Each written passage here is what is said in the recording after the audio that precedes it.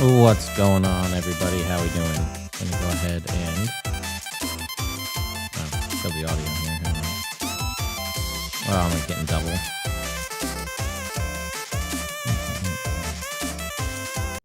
There we go.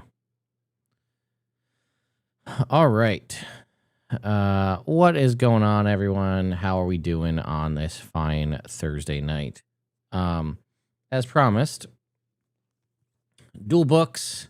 Time to go over these. There's already been some questions filing in the chat. If you're watching over here on the YouTube space, make sure you like the live stream. But yeah, we are going to go ahead and start answering some of the questions. Feel free to just okay. Yes. First of all, welcome to the Black Void, where I am living for right now. I could have turned the lights on, but this room's kind of a mess, so we're going to live in a Black Void and have a little pumpkin over our shoulder. Because that's, kind of what my conscience is like here in the early spooky times. Okay, so I'm going to scroll to the top. I might have to put this on slow mode if the questions start coming in too fast. That just may have to be how it is so we can address them. Okay. Is there an item, spell, or anything that allows you to turn into a dragon is the first question that I have here. So, there was a magic item that existed previously that lets you turn into a dragon. It was a potion. I don't believe there's anything. The closest thing I think we have is the Return of Illusory Dragon, the spell. That doesn't let you turn into a dragon. That lets you kind of summon an illusionary version of a dragon. I don't believe there's any spells that are specifically dragon transformation, because obviously we have things like shape change and polymorph or true polymorph. Let me get to the magic items. I don't believe there's anything that's tied to a dragon, though. Like, lets you know about animals. That lets you shine bright lights.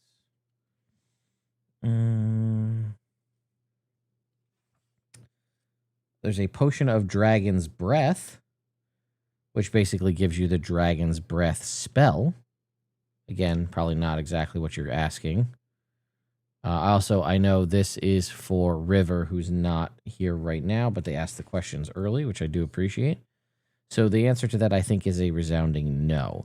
Another thing I will say is if you are watching over on YouTube and you feel like it, you want to be somebody that's super awesome and at some point after the fact wants to jot down timestamps so we can come back so people can reference back to your specific question, that is awesome, and I will send you something if you're nice enough to do that. But okay, is there any Imascari, any mention of the Velsharoon anywhere in here? I do not believe so, but I'll be honest, I've read more of Arcana Unleashed than I have read Deadfall. Deadfall is an adventure, so like I haven't dove too much into it. I'm looking just quickly through the monster section just to see if anything jumps out at me. Unfortunately, as we know, these things don't have appendices oh wait, holy shit, it has an index. No? Oh, it's a rules index though, but still. So I'm going to say no for this book. Also, thank you to everybody for all the subs over here on Twitch. Appreciate that as well. It's going to be kind of hard. Oh, wait, hang on. There's some magic items in Deadfall that are not from the book. Nothing that lets you turn into a dragon. Answer that question, but these items are very cool. Oh man, thank you, Carp, for all the subs. I appreciate it. Yeah, all right, so we're gonna stop. We're gonna keep going. With all the unarmed strikes a monk can make, are there spells to boost the damage of said unarmed strike? Is it worth buying in general? That's a simple question I can answer quickly, Rezi. Yes. To this, if you like magic and spells and stuff, this is probably one of the best source books that has been produced for 5.5 and in more recent years, I'd say. There's a lot of badass awesome spells, which I'm sure we'll get into when we get into people's questions. Especially if you want to play a wizard. There's some of the best wizard spells ever in this book. And as a wizard myself, I'm a little bit something of a wizard myself. I would say yes. So to your question about punching spells, I actually don't know if there is a punching spell. Like something that boosts your damage. There are things to boost. There's a lot of defensive abilities that would make you better at surviving punches. But I don't think there's anything that's like specifically like improved damage of unarmed strike. Okay. Venger.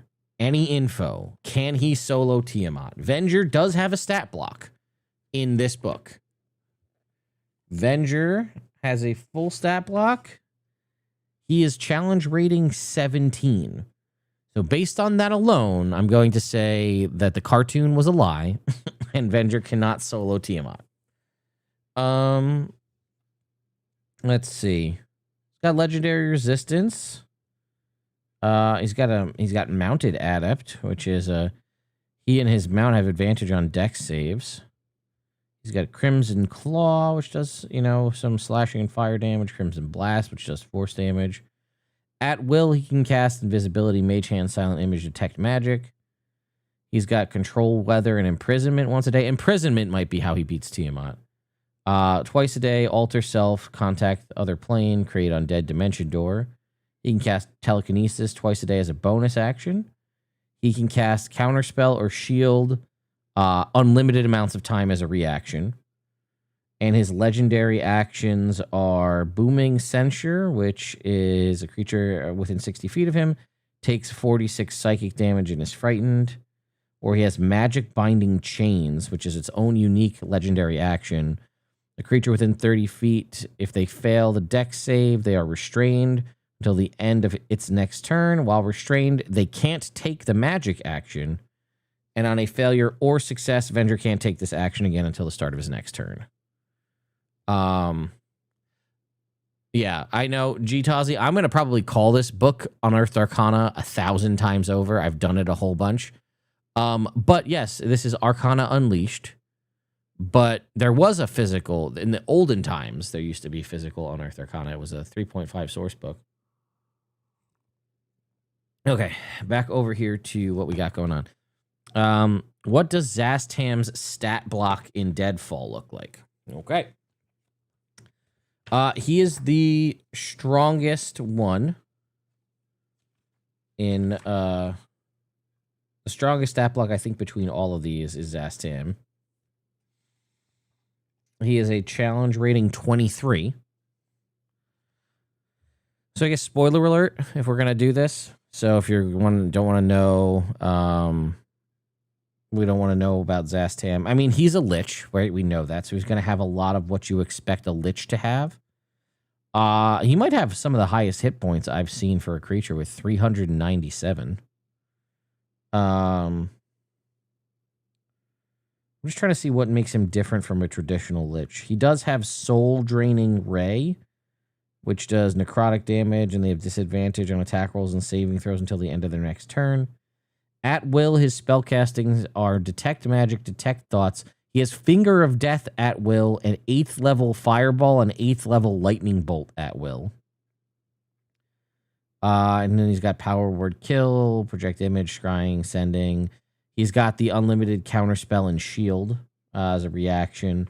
His legendary action, he has Deadly Teleport. Teleports up to 60 feet, and each creature within 10 feet takes necrotic damage. He has Disrupt Life.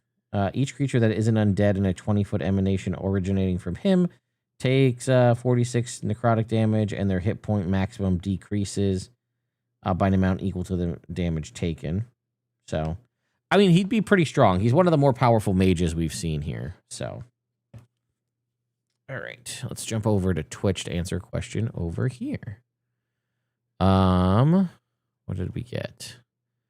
It was an earlier one. Oh, is the Necromancer in the book? And if so, what new? The question is kind of tricky because if you've been following Unearthed Arcana, it's not too dissimilar from the last Unearthed Arcana. which I guess we could, if we're going to do it that way, we can pull the Unearthed Arcana and do a direct comparison, which maybe that's what we'll end up doing. Actually, we might just, go ahead and move your guys' chats to my upper monitor so we can do that if we need to. That'll likely be easier to go over because that way you can at least have something on screen to look at. So I will pull that up here in just a sec, but in the meantime, let us keep going. Let's get, where's Unearthed Arcana? Here it is. And it was Arcane Subclasses Update. Yeah, okay. So we got that pulled up for next. All right, moving on. Let's see. Oh boy. Okay, we got some super chats coming in. We read Venger's stat block, so we got that covered. Are there any good Mystic Arcanum choices for Warlocks level 6 and 7 specifically? Okay. So, and that'll be the other thing, right? Super chats and other things will rise to the top because that just highlights them for me and I don't lose them. All right. So, Mystic Arcanum. So we're looking for level 6, level 7 spells. Okay. One of the best ones right out the gate. Aura of Evasion is a action. We've seen this one before if you're keen-eyed, but concentration up to a minute. An aura of alacrity radiates from you in a 30-foot emanation for a duration of concentration up to a minute. While in that aura, you and your allies have advantage on dexterity saving throws. When an affected creature is subjected to an effect that allows it to make a dex save to take only half damage, it takes no damage if it succeeds and only half on a success. The creature incapacitated doesn't benefit from it. So it's essentially, as a 7th level spell for sorcerers, warlocks, and wizards, you are radiating not only advantage on dexterity saving throws, but also the evasion ability to your whole party. Mystic Arcanum for, what else we got for 6 or 7? You said 6 or 7 specifically. All right. Fractured Awareness. You cause a creature you can see within 120 feet to have conflicting visions of multiple possible futures. Choose a creature within range. They make an intelligence saving throw. On a failure, they take 12d10 psychic damage and have disadvantage on d20 tests for the duration of concentration up to a minute. On half. A success, they take half and the spell ends. At the end of each of its turns, it makes a save to see if it succeeds. So that's effectively dealing 12d10 psychic damage and a perpetual disadvantage on all d20 rolls if they continue to fail that intelligence saving throw. That's pretty strong. Reweave Fate is another one, which is a reaction which you take when a creature within 60 feet of you fails a d20 roll. So the creature that failed the d20 roll can re-roll the roll with advantage and must use the new roll. If the new roll is successful, they also get 6d10 temporary hit points from their strengthened fate. Power word Pain.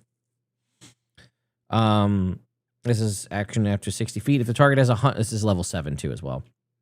If the target has 100 hit points or fewer, it takes 68 force damage and has the charmed condition for the duration.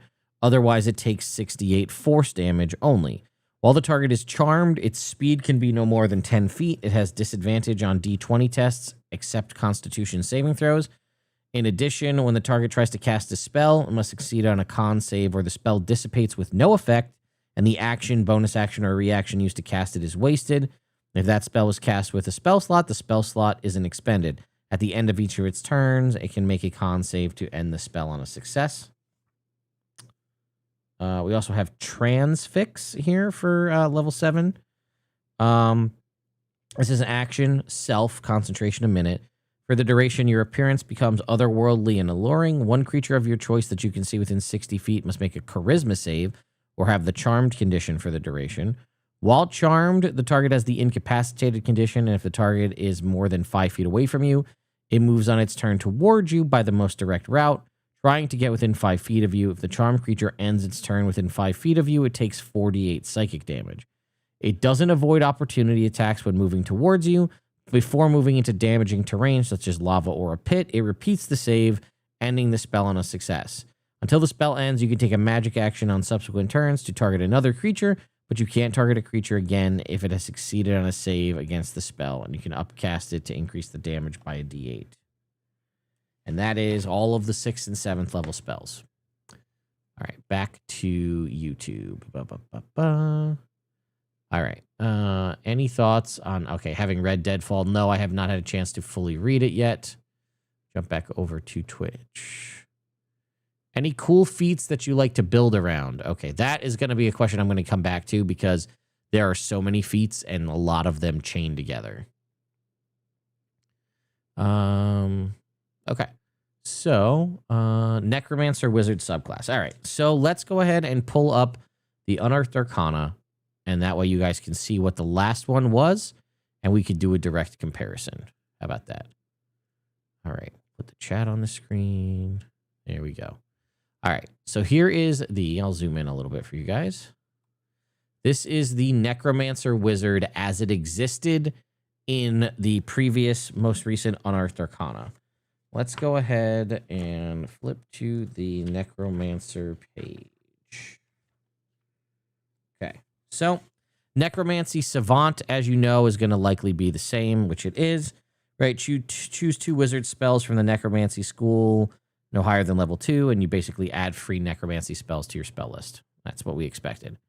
All right.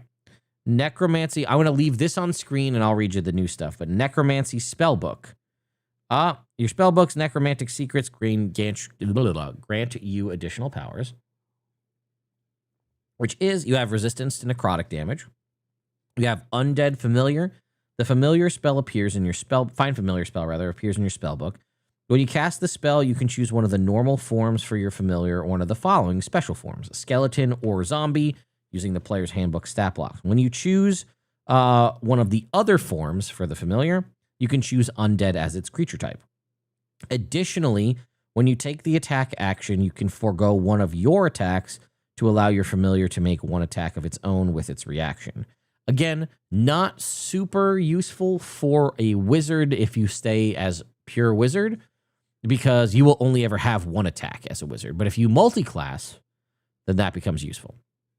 Additionally, you get what Undead Vitality. When you cast a necromancy spell using a spell slot, you can choose an undead creature you can see within 60 feet of yourself to regain a number of hit points equal to the level of the spell slot expended, plus your wizard level. I believe that is exactly the same as Grim Harvest. Undead Vitality makes more sense than Grim Harvest because it doesn't feel like you're harvesting anything. You're just casting a spell and healing one of your undead minions. Personally, I don't think this is a great thing in my mind, especially because given the fact that there is no qualifier for things like Cure Wounds and Healing Word, that they used to say it doesn't work on constructs or undead. They've removed that from the 2024 stuff. So like regular healing works on undead. It doesn't hurt them. This isn't 3.5. This isn't Pathfinder. You can heal undead. Unless the undead has something in their stat block that says they can't be healed. So I would have rather had something probably even more similar to the original Necromancer from 2014, where you have like a thing where you get some like hit points you get hit points when you defeat something with a necromancy spell. Either way. All right, moving on to level 6, we get Grave Power. When you use your Arcane Recovery, your exhaustion level, if any, decreases by 1. This is pretty strong because reducing exhaustion is pretty hard to come across. Again, I get it. It's the concept of you being like undead and stuff. And in theory, right, like if you were staying up and not sleeping all night to the point where you'd get a level of exhaustion, you could take a short rest and lower it by 1. So that's something, but also not, I mean, obviously it'll come up if the spells are cast against you, and there are some new spells that deal exhaustion, but, and then Overwhelming Necrosis. Damage from your wizard spells and wizard features ignore resistance to necrotic damage. So that looks to be basically the same. Then we also here have Undead Thralls. You always have Animate Dead prepared and can cast it without expending a spell slot, but you must finish a long rest before you can cast it in this way again. Whenever you cast the spell, whenever you start casting the spell, you can increase the spell's effective level by 1, which is, I think, the same. In addition, while holding your spell book, let's see. you gain the following benefits. Undead Fortitude. Whenever you cast a necromancy spell that creates or summons an undead, the undead's hit point maximum and its current hit points increase by a number equal to your intelligence modifier plus half your wizard level. Let's see. What was it before? Increase equal to the level of the spell slot used plus your intelligence modifier. So this is actually stronger because it's your intelligence modifier plus half your wizard level. So that will only get better over time. So that's actually a little bit of an improvement. And then Withering Strike. Whenever an undead you control within 60 feet hits a creature with an attack roll, it deals extra necrotic damage equal to your intelligence modifier. Now, here it did say it limits it now to 60 feet. Previously, it was whenever an undead hits a creature with an attack roll. So they did limit the range. At level 10, you get Harvest Undead. Immediately after you become bloodied but aren't reduced to 0 hit points from taking damage, you can take a reaction to reduce an undead creature you control that you can see to 0 hit points. You then immediately regain a number of hit points equal to your wizard level. I think that's the same. Yeah, so that's the same. You're basically killing off a minion to heal yourself. Now, that doesn't usually make a lot of sense, but it does with your level 14 ability here, Death's Master, which says, obtruse rituals within your spellbook allow you to blah, blah, blah. Bolster Undead. As a bonus action, choose any number of undead you have created or summoned with a necromancy spell that are within 60 feet of you. Those undead each gain temporary hit points equal to your wizard level. Once you use this bonus action, you can't do so until you finish a long rest. It said here it can't gain them again this way for the next 24 hours. All right. First up, if you're keen-eyed, I'm sure you realize there's a problem, because they gave you this really cool thing early on to give you Find Familiar. Well, here's the thing. Find Familiar is not a necromancy spell. So all these cool things that they've done that boost the power of the things you summon with a necromancy spell doesn't apply to Find Familiar. Now, if your DM is more than reasonable, I'm sure they'll allow that to be the case. But if you were to look at Undead Thralls, Undead Fortitude says, and again, it was the same thing for this, in addition, whenever you cast a necromancy spell using a spell slot that summons or creates an undead, they get these benefits. Again, you're familiar, you might use the spell slot for it. Typically, you're going to do it as a ritual, but if you use a spell slot for it, it won't benefit from it because it wasn't a necromancy spell. And again, for Bolster Undead, creatures you have summoned with a necromancy spell, which again, does not apply to Find Familiar. And then lastly, you have Extinguish Undead, which is when an undead creature you can see is reduced to 0 hit points, you can cause it to explode with necrotic energy. Roll a number of d6s equal to half the creature's unexpended hit dice and add them together. Each creature in a 10-foot emanation originating from the undead makes a dexterity saving throw. On a failed save, a creature takes necrotic damage equal to the number rolled and can't take reactions until the start of its next turn. On a successful save, the creature takes only half as much damage.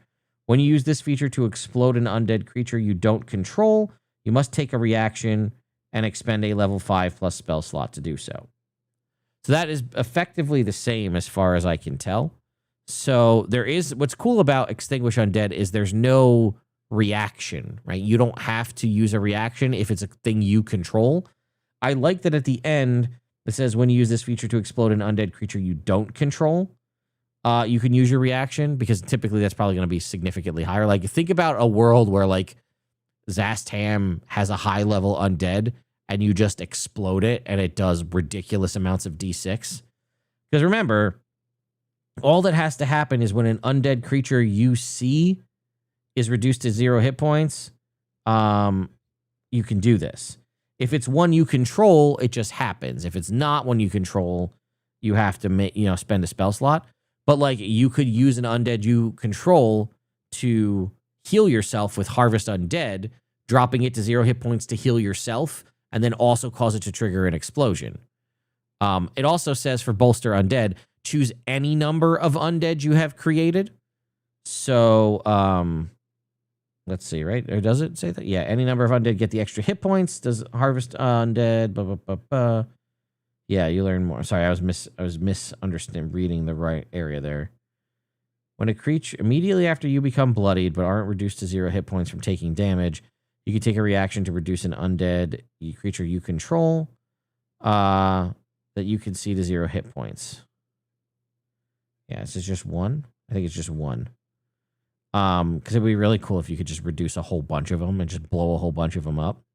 But also, there's a world where like you blowing up one of the creatures triggers a chain, like a chain reaction where you just keep blowing multiple ones up and it just they all start blowing up and you just start killing everything. So my only thoughts, like I said, that I don't love about this is the fact I like that, you could make an undead, you make a skeleton or a zombie or whatever, but I don't like that so many of these abilities are tied specifically to necromancy spells based summon, and it kind of flies in the face of the familiar. Because otherwise I would have said just pull the familiar out and give them something else. I do feel like they should have some ability where they can like, it's kind of weird that they don't have like a harvest ability, right? Where like they kill something and it heals them. They do have the ability to kill their own minions to heal themselves, which is something. But I wish they had like some sort of thing that they could like heal off of, literally a harvest or, something along those lines. I think would be really cool, but they don't have anything like that, unfortunately. Also, I feel like they do get the resistance to necrotic damage, which is nice. And they get sort of like elemental adept to overcome resistance to it, which is also nice. It's probably too much, but I would have loved something akin to the old Tomb Tainted Soul from older editions where you can heal from necrotic damage, essentially, which would be kind of neat. So you could like blow up all your allies around you and then also heal yourself that way. But I digress. All right. That was a lot of talking. There's probably 1,000 comments here. Yes, Pixel, they should have added the text, find familiar counts as necromancy for the purposes of the subclass. Agreed. 100%. What does the Abjuration Savant perk entail? Does it give healing spells? Okay, that's a very specific question, but that's an easy one we can answer. Okay. Abjuration Savant. Or Adept, rather. I said Savant, but it is Adept. Okay. Abjuration Adept does give one healing spell. So, for those of you who are unaware, there are a series of adept feats. These are all level 4+ feats that require you to have either spellcasting or pact magic. They will increase your intelligence, wisdom, or charisma score by 1 to a maximum of 20. Each one will grant a series of additional spells from levels 1 through 5. They say this, they have this language too, which is important. Your prowess allows you to always have certain spells at the ready. When you have spell slots of a specified level in the blank adept spells table, you thereafter always have those listed spells prepared at that level and lower. So like the spells that I'm going to list off here for the Abjuration Adept, if you choose this and you have spell slots that are of a kin level, you will always have these spells prepared. Reminder, there is no limitation to type of spellcasting, divine, primal, etc. So, level 1, you get shield. Level 2, you get lesser restoration. Level 3, protection from energy. Level 4, banishment. And level 5, mass cure wounds. So, with an Abjuration Adept character, you could now have shield and a freebie mass cure wounds on a class that might not normally have it. Also, everyone also gets a unique ability of some kind. For Abjuration Adept, it is called Protective Ward. When you cast a spell from the Abjuration School using a spell slot, you or one more creature you can see within 30 feet of you gain temporary hit points equal to twice the level of the spell slot expended, which is pretty solid, honestly. Like, that's a pretty good little tweak there. I like that a lot. Detonate. Okay. Yeah, everybody wants to know. This is a level 9 spell. Hang on. All right. Detonate. It's pretty cool. I can't show you everything, but let's see. I feel like I got to show you the artwork. Where is it?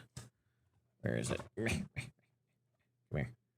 Somebody's blowing up somebody there. I'm sure I have that art kicking around somewhere, but either way. It's very cool. So, Detonate. Level 9 spell for sorcerers, warlocks, and wizards. Casting time of an action, a range of 500 feet. You create a magical explosive seed inside a creature you can see within range. The target makes a con save, taking 10d10 fire damage on a failed save, half on a success. An explosion then originates from the target. Each creature in a 60-foot emanation originating from the target, not including the target, makes a dex save with disadvantage if the target was reduced to 0 hit points. A creature takes 10d10 fire damage on a failed save, half on a success. A non-magical object that isn't being worn or carried also takes the damage, and if it's in the emanation, it turns flammable. So it's a massive explosion you center inside someone. They blow up. If that manages to kill them, everybody within 60 feet of them has disadvantage on the save to not also take that same 10d10 fire damage. Okay. Does the Battle Familiar spell scale with Upcast and work with the Pact of the Chain Warlock? Okay. So this is another one of the new spells here, Battle Familiar. Let's go ahead and check that one out. So, first of all, it does it upscale? I don't think it does, but oh, wait, maybe I'm reading the wrong section. It does upscale actually a little bit. So let's read it. So it says it's an action, range of 10 feet, lasts for an hour. You conjure a familiar imbued with magical might.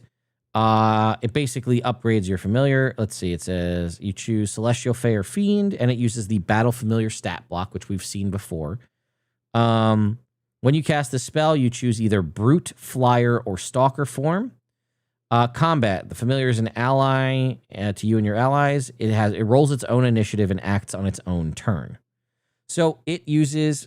so you'll see some of these things are based on like how high the spell you cast. Its AC is 11 plus the spell's level plus 2 if it's a brute. Otherwise, it's just 11 plus the spell's level. The hit points are 30 for brute, 20 for flyer or stalker, plus 5 for each spell level above 2 because it's a second level spell.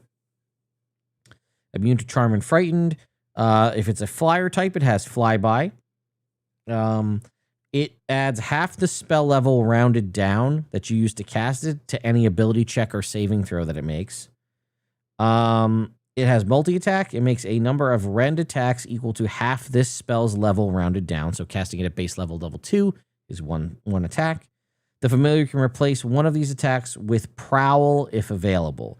Prowl is the ability that is tied to the Stalker. The familiar moves up to half its speed without provoking attacks of opportunity. At the end of its movement, it can take the hide action. That is its one ability. And then Rend is... the bonus to it is equal to your spell attack modifier, and it does a d8 plus 3 plus the spell's level in force damage. It says you can't have more than one familiar at a time. If you cast this spell while you already have a familiar, it is replaced by the new one. If you have a familiar from the Find Familiar spell when you cast this spell, you empower your existing familiar rather than conjuring a new one. For the duration, the familiar can attack in addition to taking other actions as normal, and your familiar's game statistics are replaced with Battle Familiar. But it retains its creature type, alignment, blah, blah, blah. And then obviously upcasting it does kind of what I mentioned there. Oh, what's up? We got a little bit of a raid here. What up, CB? What up, all them troublemakers out there? How we doing? Does the adventure give guidance for lower levels? I don't think so.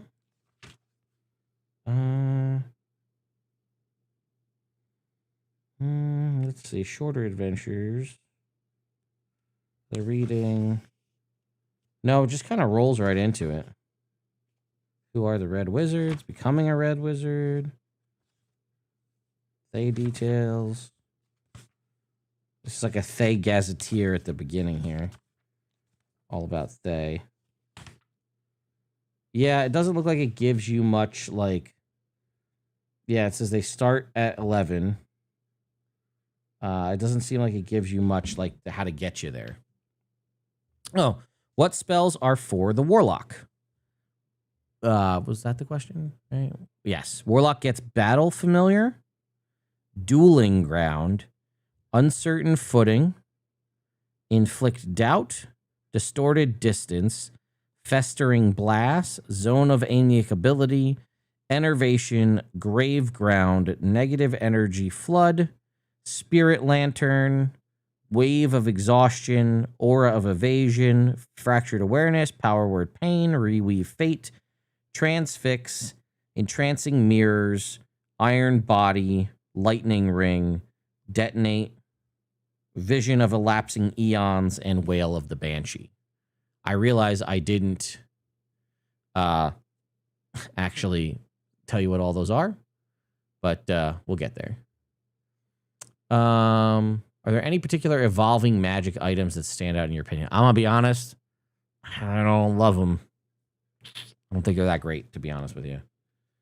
So for those of you unaware, there is a chapter on evolving magic items, which is the concept, which I'm sure Vestiges of the Divergence, if you're a Critical Role fan, I'm sure you guys know, right? Where they kind of, they start off, these ones here, the ones that are, there's a couple of pre-written examples.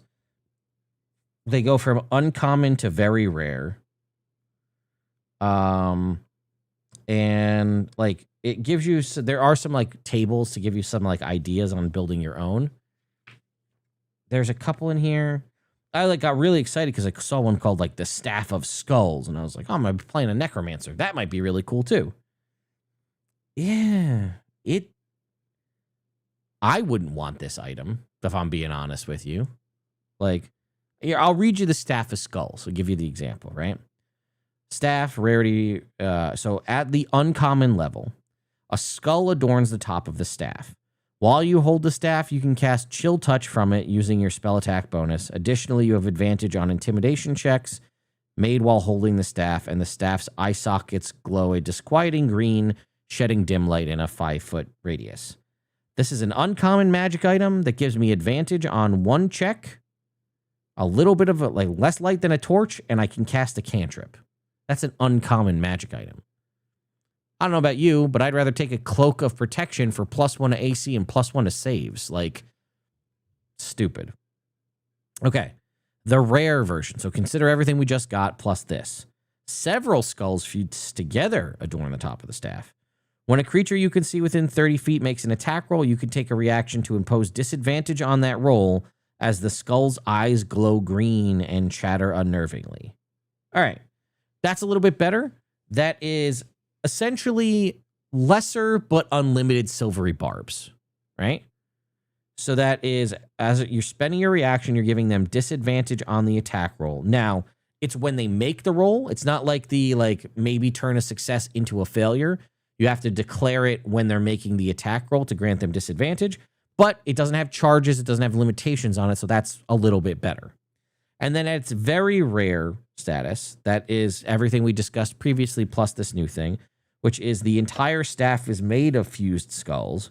While you hold the staff, you can take a magic action to point the staff at a humanoid you can see. That creature makes a DC 17 con save. On a failed save, the creature takes 10d8 necrotic damage and has the prone condition as it's crushed from the inside. Half on a success, and that's a once-a-day thing. So it's like effectively, what is that, a 6th level blight and a knock prone feature?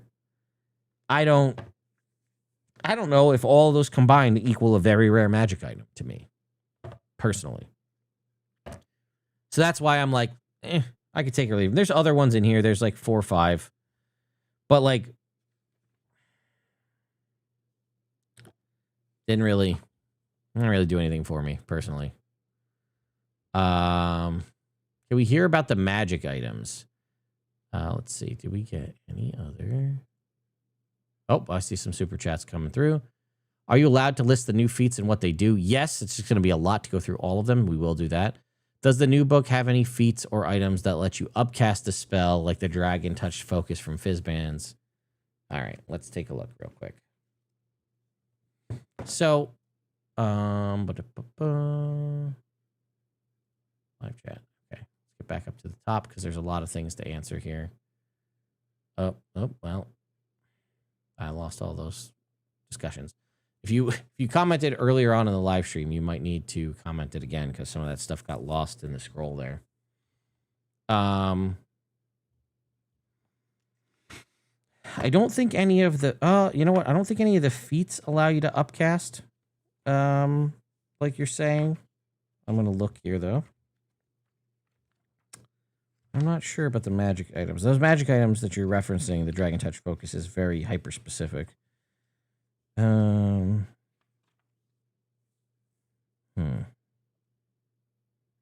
Let's see.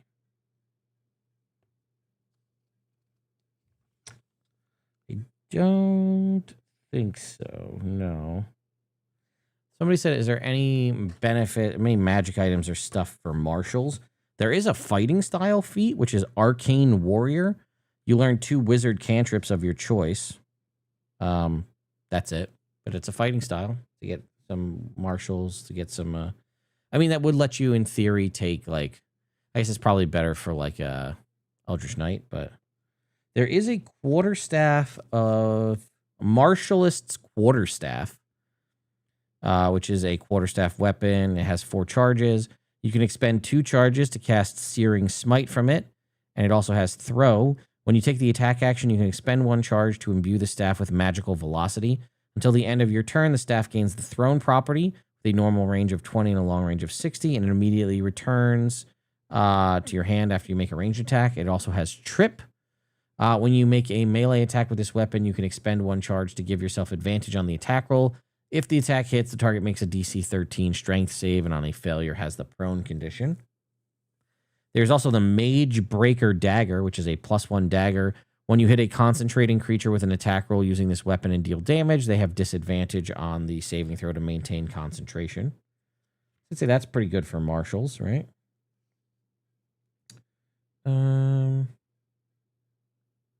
There are some that would just be good for anybody. Like there's one called the Blood Amulet, which I really like, which is, it has 3 charges. Whenever you deal damage to a creature, you can expend a charge to deal an extra 2d10 necrotic damage to the target and force it to make a DC 15 con save. On a failure, it gets a level of exhaustion. That's pretty solid. I mean, it's really solid for anybody, to be honest. But, you know, I feel like it fits for a martial type here. See, is there anything else that comes off here specific for martials? I don't see much else here. Jumps out to me as very martial specific. Tramontane Armor. This is very rare armor. It is a +1, any light or medium armor, +1 armor.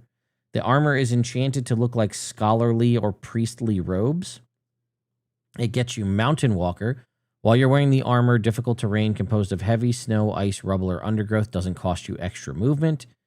And Grasping Tendrils. As a magic action, you can activate the armor, causing the hems of its sleeves and body to extend into ribbon-like tendrils.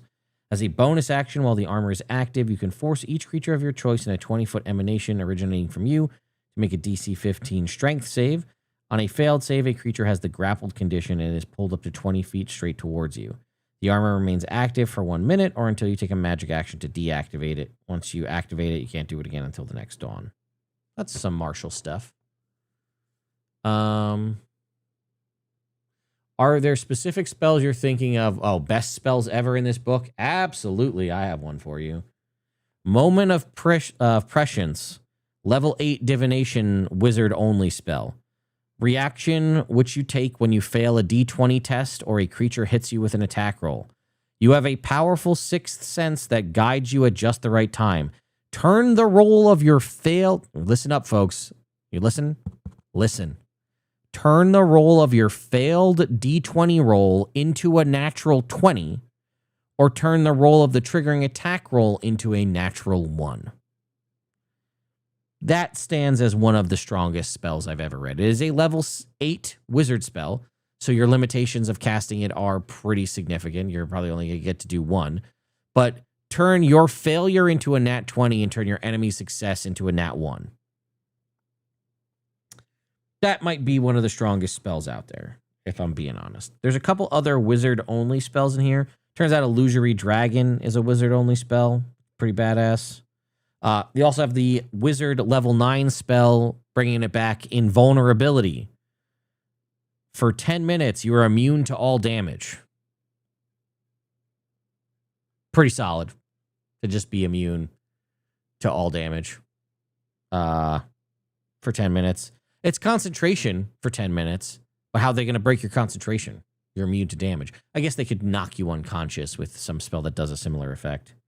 But yeah, it's pretty strong. You also have this other one here, which I really like, called Iron Body, which is a sorcerer, warlock, wizard spell. Concentration up to an hour. One willing creature you touch transforms into living metal. Until the spell ends, the target's exhaustion level can't increase. The target has resistance to bludgeoning, fire, piercing, and slashing damage. It has immunity to poison and the paralyzed, petrified, and poisoned condition. If the target is paralyzed, petrified, or poisoned when you cast the spell, those conditions immediately end on the target. It's pretty rare. I'm not going to say it's impossible, as I'm living proof of that, but it's pretty rare for spellcasters to get resistance to bludgeoning, piercing, slashing damage. So Iron Body is a pretty solid contender for your 8th level spell slot. So that's a pretty good one as well. There's also a really cool one. Someone had mentioned something about, is there anything about wizard duels? Well, there's a really cool spell, which I also should point out is an artificer spell, which does mean we are getting some artificer spell support in this book, even for a book that doesn't contain the artificer. It is for artificers, bard, cleric, druid, paladin, ranger, sorcerer, warlock, wizard. It is 10 minutes or a ritual. Duration is 1 hour. You create a magical dueling ground bounded by glowing rune-scribed circle in a 15-foot radius sphere centered on a point on the ground you touch. As part of creating the dueling ground, you designate 2 willing creatures within the sphere as the targets. The spell ends early if a creature other than one of the targets enters the sphere. If a target drops to 0 hit points while in the dueling ground, the target is stable and teleports to the nearest unoccupied space outside the dueling ground. If a target is subject to an effect that would kill it instantly without dealing damage while in the dueling ground, the target doesn't die and instead has 0 hit points, and the unconscious condition is stable and teleports to the nearest unoccupied space outside of the dueling ring. When the only target remaining in the dueling ground, runes matching those on the ground around the sphere briefly flash around the remaining target's head like a crown. And that is a 2nd level abjuration spell. When you cast it with higher levels, you can create 1 additional willing creature for each spell slot above level 2. So you can effectively make your 1v1 arena for a ritual 2nd level spell, which I really like. All right, I give you one more for now, and then we'll continue on. I'll just throw it out there. Summon Dinosaur as a spell, which was not before, which is pretty cool. As is Summon Plant. But here, I'll go ahead and give you one of the other level 9 spells. Vision of Elapsing Eons. This is a duration 1 minute, not concentration, range of 120 feet. You trick a creature you can see within range into believing it was watching itself and its surroundings crumble away as if eons were passing in a moment. Target must succeed on an intelligence saving throw or take 10d12 psychic damage and have the paralyzed condition for the duration. Again, 1 minute, not concentration. While paralyzed, the target repeats the save at the end of each of its turn. On a failed save, it gets a level of exhaustion. On a successful save, the spell ends. The spell ends early if someone within 5 feet of the target takes an action to shake it free from the illusion. Notice there is no qualifier on how many levels of exhaustion they can get. So you can hit them with this, blast them for 10d12 psychic damage, and paralyze them. And then each time they fail the save to break the paralysis, they gain a level of exhaustion. If they fail 6 times, they insta-die. It's pretty strong. Do you only have the player books? I have both books. Did we ever get the details on that rumored create army spell from way back when? Haven't heard a peep about it since pre-Heroes of Faerun. That might have been something to do with circle casting, potentially. I'd have to go back and look at that. Did they show the Necromancer some love? Covered that already. No new Warlock invocations. To answer that, there are no new Warlock invocations in this book. I'll go back to evolving magic items. So let me read you what it says here. It says, some have repeated evolutions. You can evolve a magic item multiple times. You might also decide the characters can evolve their magic items through crafting. They give you the couple of ready-made, and if we were to go to the creator section, it says, gives you some examples of simple evolution, like a +1 armor becomes +2 armor. And then it has complex evolution. Some magic items can grow in strength beyond increasing the bonuses they grant. By granting a magic item a new and more powerful magical property, you can create an evolving magic item that grows in exciting ways. And it gives you certain examples of things it could do. And it says, here's the complex evolution steps. Choose a magic item to evolve. Pick the eligible magic item you plan to evolve and note its current rarity. Determine the new item's new rarity. The item's new rarity is the next highest rarity. Roll on the choose from the new rarity. Roll or choose from the new rarities table. It has tables for rare, very rare, and legendary. Determine the item's new name and physical characteristics. That's it. So, I don't know. Somebody roll me. Was it a D12? Oh, it's not even the same. It's a D12, a D12, a D10. Let's take a +1 armor and we'll evolve it to from let's take a +1 shield. So that's uncommon. And we'll evolve it to rare level. Somebody out there roll me a D12. Anybody. I know it's probably going to be a minute because I have to catch up to where you guys are at.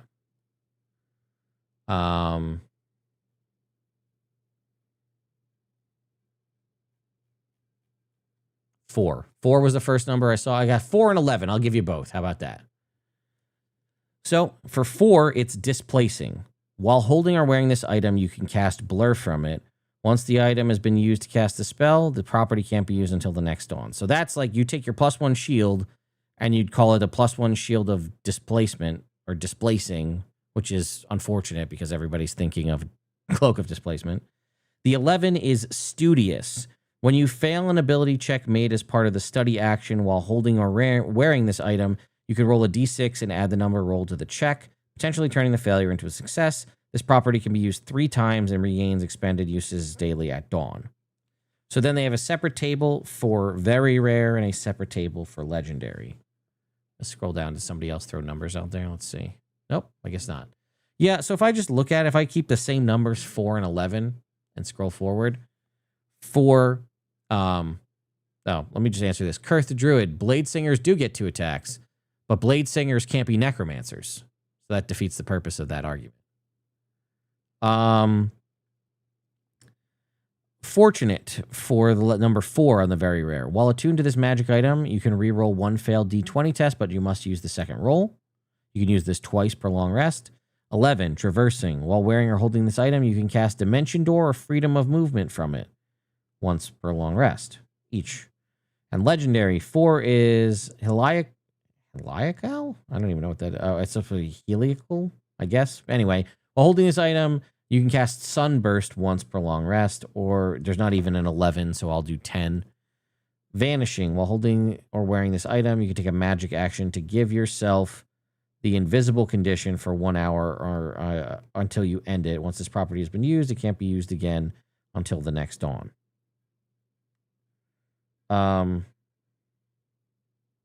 It does give you a couple of examples of evolving items down the bottom here. So, for example, they have the breastplate of the tyrant as an example, right? A fighter finds armor of resistance breastplate while raiding an old dungeon. The armor, a rare magic item, grants resistance to psychic damage and bears the emblem of a barbed crown. Each time the armor evolves, the pattern of the spike grows more complex. So it says to evolve it, it would give you the regal option, which is very rare. When the character traveled to an ancient battlefield, the DM decided the armor evolves, becoming very rare and gaining the regal property, which is while holding or wearing this item, you can cast Yolan's Regal Presence once per long rest. And then subjugating is the legendary. The character's investigation leads them to an old castle where they face an ancient, brutal tyrant wearing a tabard with iconography matching the armor. Characters defeat the tyrant, taking the fighter. Thanks to the fighter's heroics, the DM decides the armor evolves, becoming legendary and gaining the subjugating property, which is while holding or wearing this item, you can cast Dominate Monster once. Do you see my problem with these, though? Like, most of the cool things are like, you can cast a spell 1 time. That sucks compared to, like, some of the other cool items that are out there, personally. All right, moving on. Okay. Do they have... Okay. Any magic items that boost Mystic Monk magic, can the Bloodwell Vial work for them? I don't think so. Does the Bloodwell Vial say specifically it works for sorcerers or sorcerer's spells? That's the trick. So the Bloodwell Vial may work for Mystic Arts monks. Let's take a look here. Bloodwell Vial.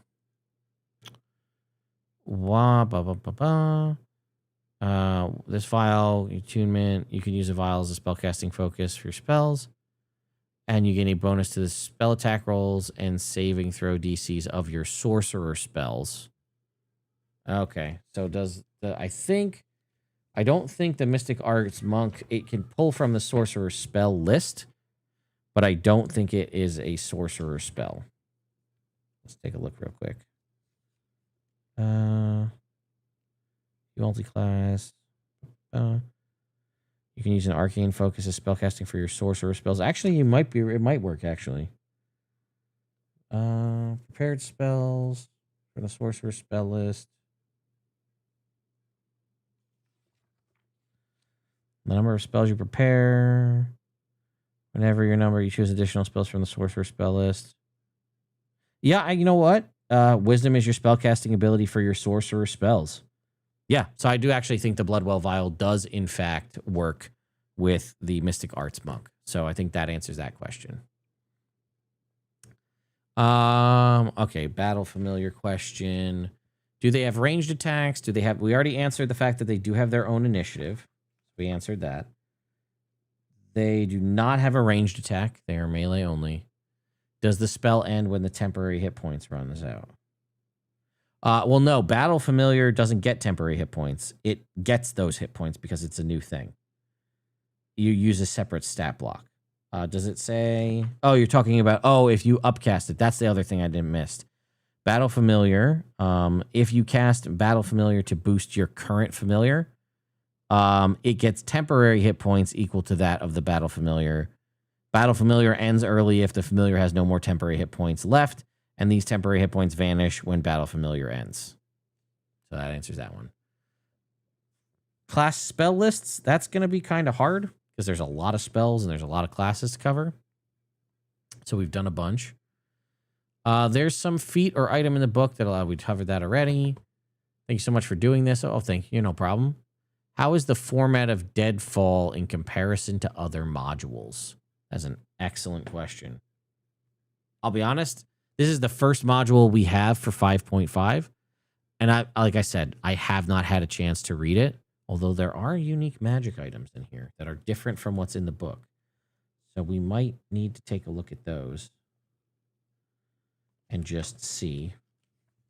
It looks like the layout is giving me similar vibes to the previous stuff, but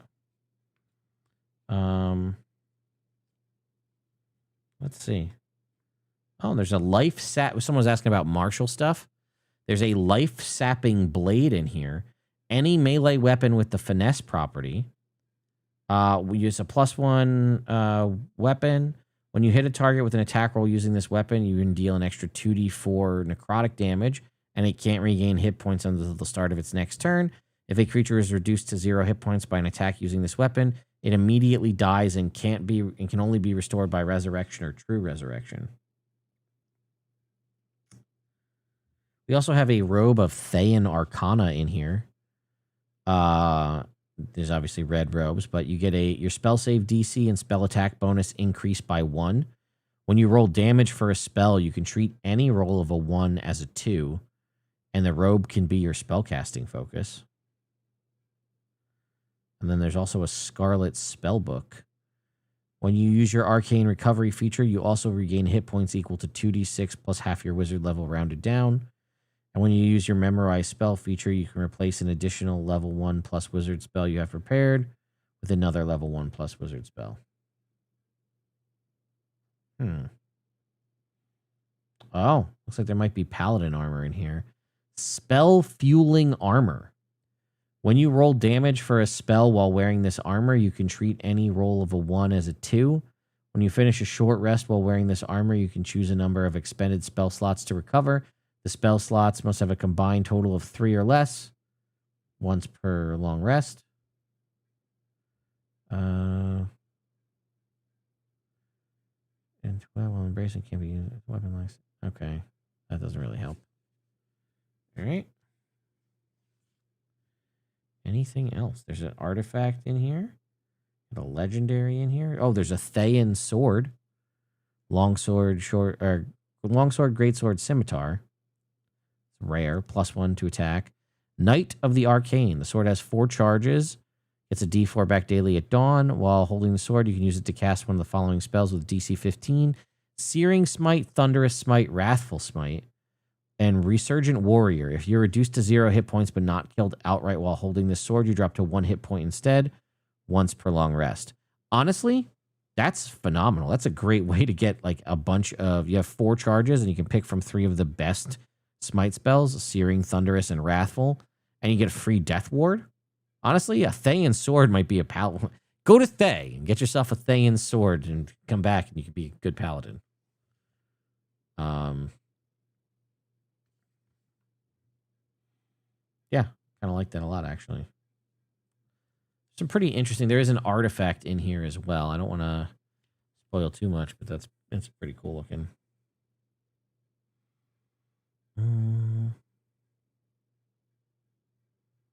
Oh, look at this. Uncommon non-attunement item, Eyes of Deceit. These tinted crystal lenses shroud your eyes. While wearing them, they give you a +5 to deception checks. It's actually pretty good. Non-attunement, just giving you +5 to deception.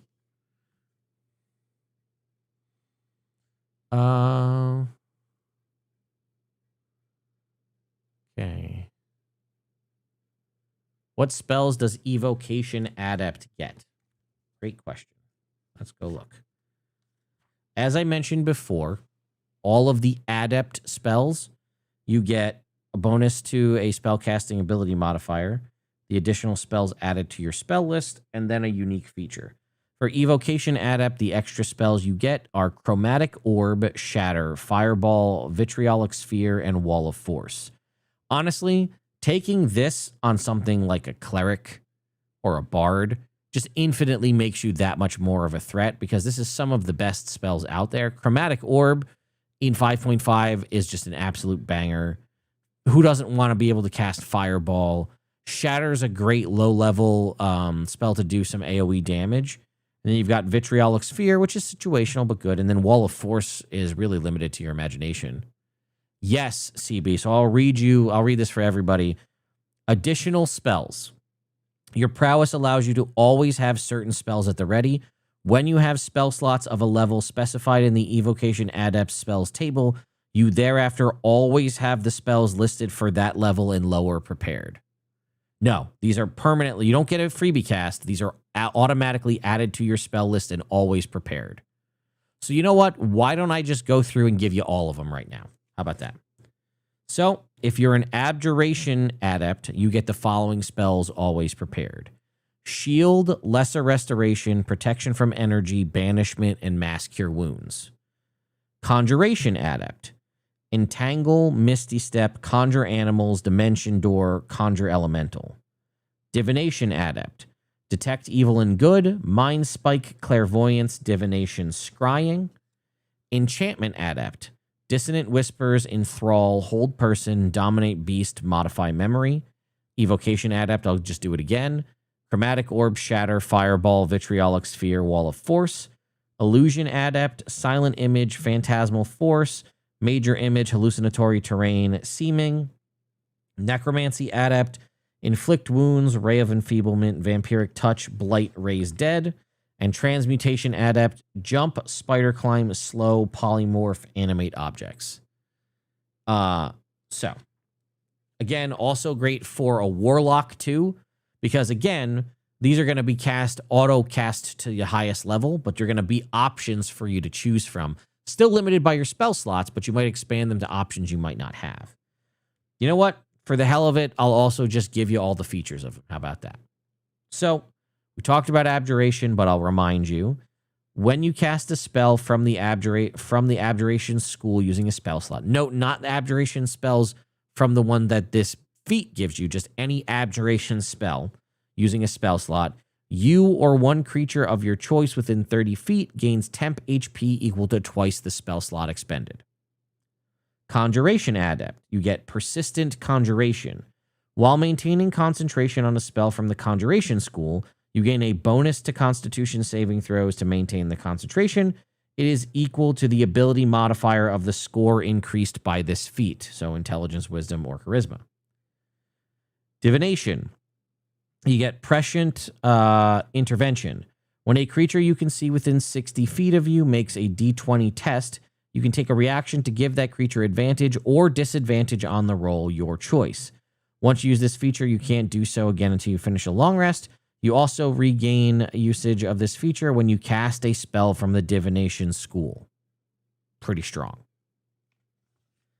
Enchantment Adept. Subtle Enchantments. When you cast a spell from the Enchantment School using a spell slot, you can cast it without any verbal, somatic, or material components, except material components that are consumed by the spell. Honestly, I don't know why that isn't a thing that the Enchanter Wizard has automatically, but they don't. But that's way cooler.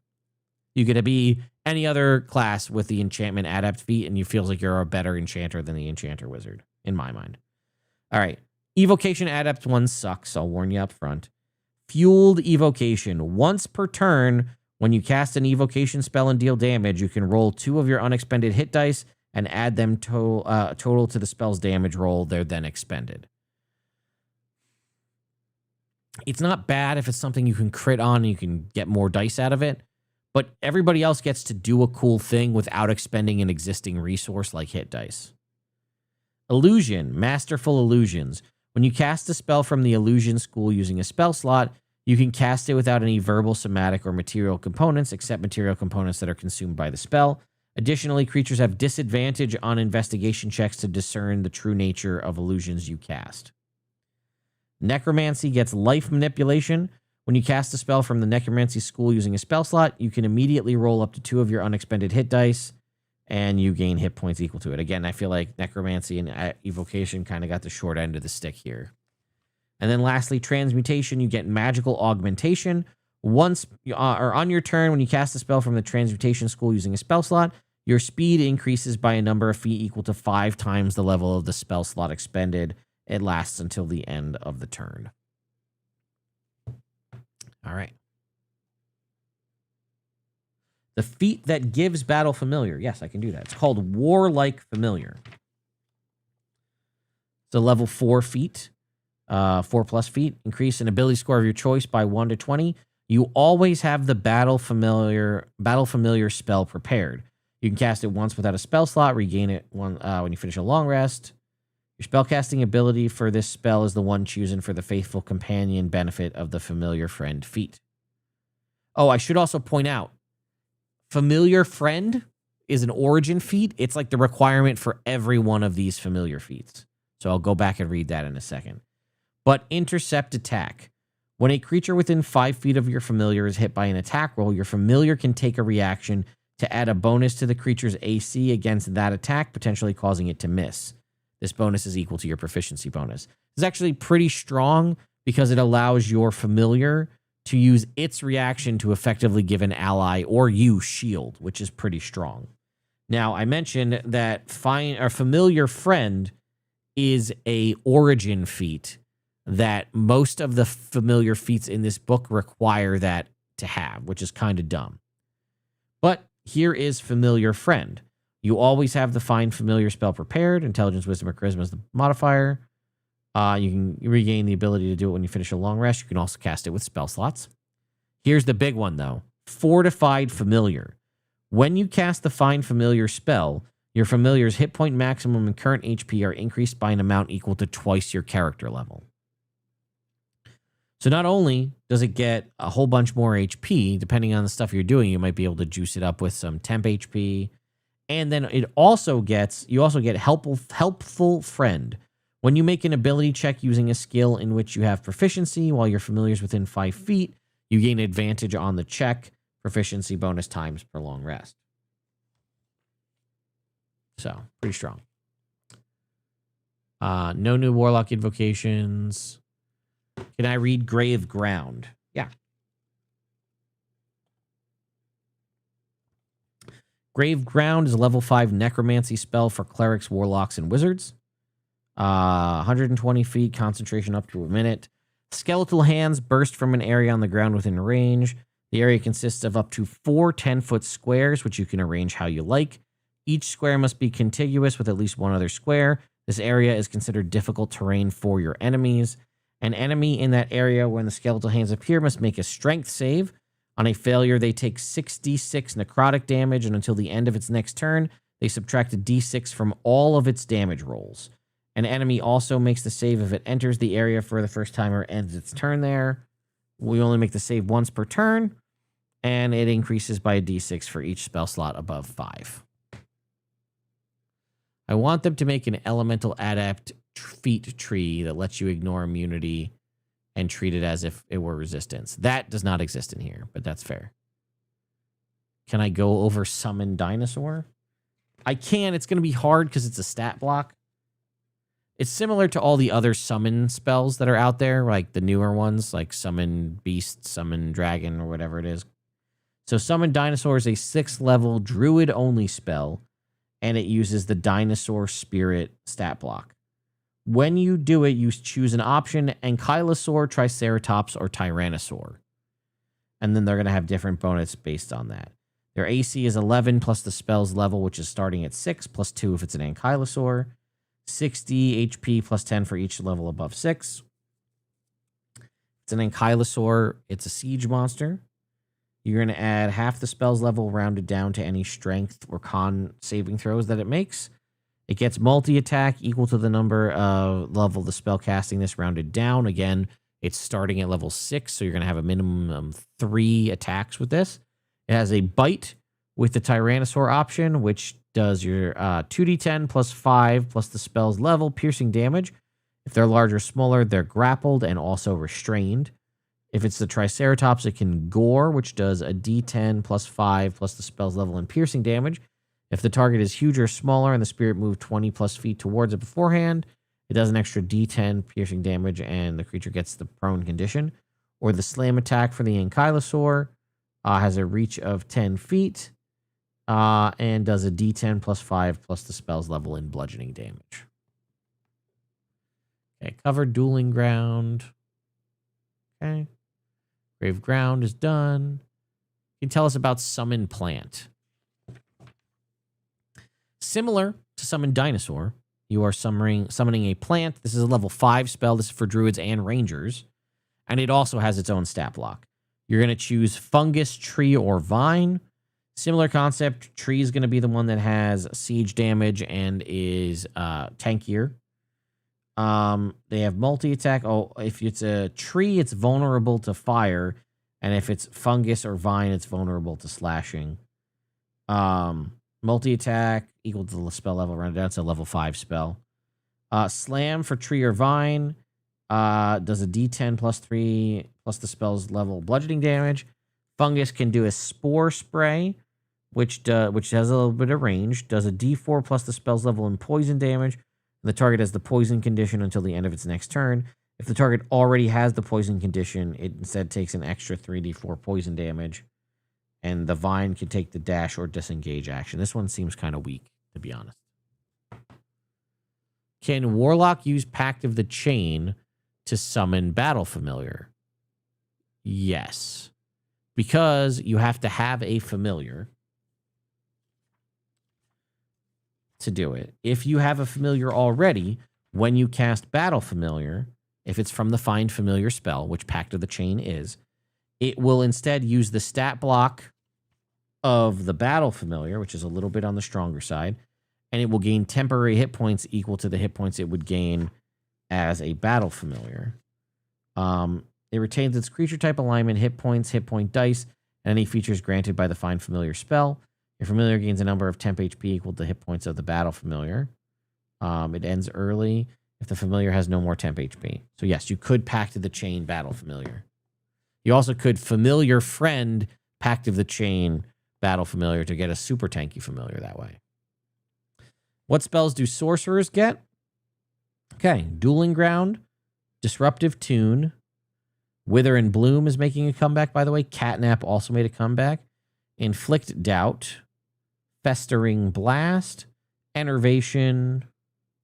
Waves of Exhaustion. Aura of Evasion. Fractured Awareness. Power Word Pain. Entrancing Mirrors. Iron Body. Lightning Ring. Detonate. Visions of Elapsing Eons. And Wail of the Banshee. How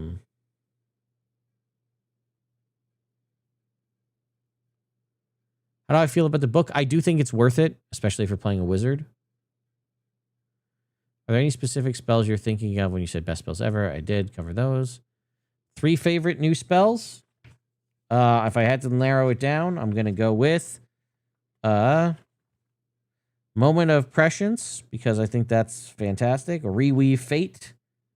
And Visions of Elapsing Eons.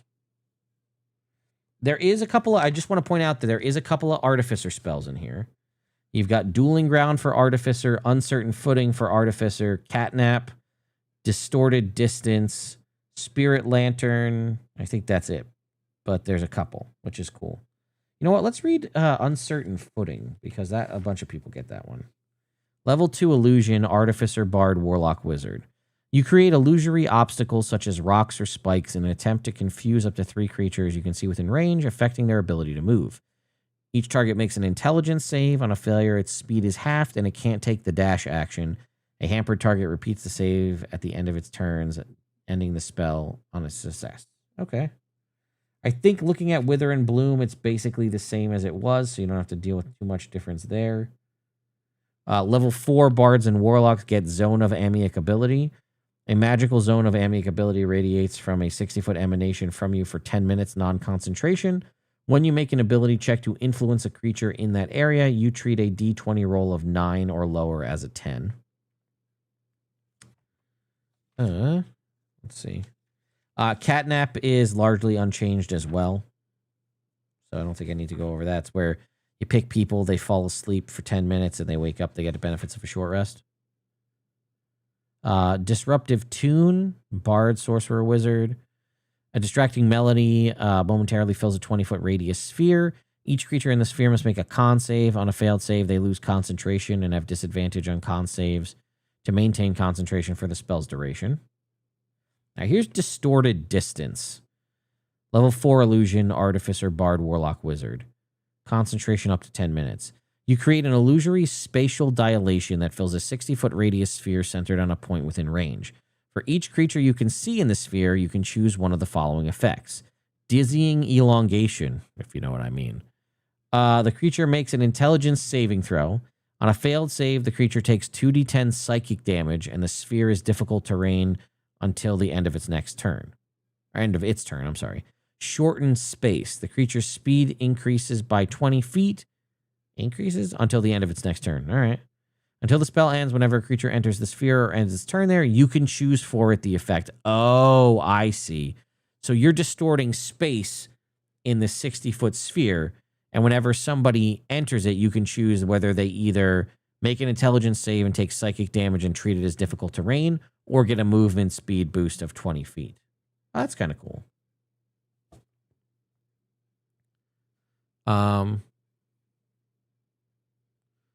Not related to the book, so it can be ignored, but what's your opinion on the last book of the year being a Universe Beyond release? I'm not that worried about it. You know what? It's content's content. Does each version of the magic item count towards the 47 magic items total? Yeah, I think so. How good is Battle Familiar? We covered that. Did the Warlock get new invocations? No. Iron Body plus Heat Metal. Can Warlock use back to... Yes, we covered that already. Summon Dinosaur. Yeah, did that. So it's for all spellcasters, largely. Yeah, it's Arcana Unleashed, right? That's mostly spellcaster stuff. Conjurer. Conjurer got a bit of a nerf, and I'm kind of bummed. It's largely the same as the Unearthed Arcana, but, you know, they used to have their level 6 distant transposition, which was your benign transposition increases to 60 feet, And in the Unearthed Arcana, you got all options back on a short rest. Now it's you have to restore usage of it by spending a level 3+ spell slot, which kind of sucks because it used to be way cooler. Are there any interesting artifacts? The artifacts, I don't think there's any artifacts. Is there one in this book? I think there's one in the Thayan book. It's like a staff with skulls on it. Get an artifact in here? We do. We do get one artifact. Oh, we get 2? How many artifacts do we have in here? Let's find out.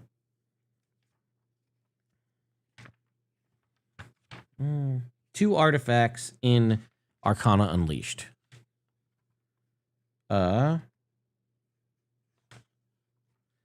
Queen Alyssa's Marvelous Nightingale is named for its first owner, a queen from the Eastern Flaness in the world of Greyhawk. This mechanical songbird has crystal eyes, blah, blah, blah. As a magic action, you can cause the bird to spring to life for 10 minutes, during which time it sings a beautiful melody audible within 300 feet. When it becomes mechanical again, it can't be in life again for an hour. In ensemble casting, the Nightingale has 6 charges and regains a d6 plus 1 expended charges daily at dawn. As a bonus action, while the Nightingale is singing within 60 feet of you, you can expend charges to cast one of the following spells with a DC 18 from it. You have a total of 6 charges: 1 Common Motions, 3 Compulsion, 6 Delayed Blast Fireball, 0 Detect Evil and Good, 4 Greater Restoration, 6 Prismatic Spray, 2 Slow, 0 Speak with Animals. While the Nightingale sings, in the effect of a Zone of Truth spell fills with a DC 18, fills a 15-foot emanation originating from the Nightingale. While attuned to the Nightingale, you know which creatures succeed or fail. Counterspell: while the Nightingale sings, you can take a reaction to cast a counterspell in response to a spell's trigger once per long rest, and it gets 2 minor beneficial, 1 major beneficial, and 1 minor detrimental property. And then there's the Universal Pantograph. This cubical box measures 2 feet on a side. When a non-magical item is placed in the box and the lid is closed, a perfect duplicate of the item appears next to the box. Clone: as a magic item, you can cause the pantograph to grow large enough for a medium creature to crouch within it. You can revert the pantograph to its normal size as a magic action, harmlessly shunting anything that can't fit inside to the nearest unoccupied space. When a creature is inside the pantograph, you can close the pantograph's lid and sprinkle the pantograph with diamond dust worth 100 GP. If you do, the diamond dust is consumed and you cast the clone spell, targeting the creature inside the pantograph. After the spell's casting is finished, the creature is harmlessly shunted from the pantograph, and the pantograph's lid then can't be opened for 120 days, during which time the duplicate from the spell grows within. Once the clone is finished, it harmlessly shunted it from the pantograph returns to its original size. A cloned creature by the pantograph doesn't need to be contained within a vessel and endures indefinitely while inert. And that's it. That's all the pantograph does.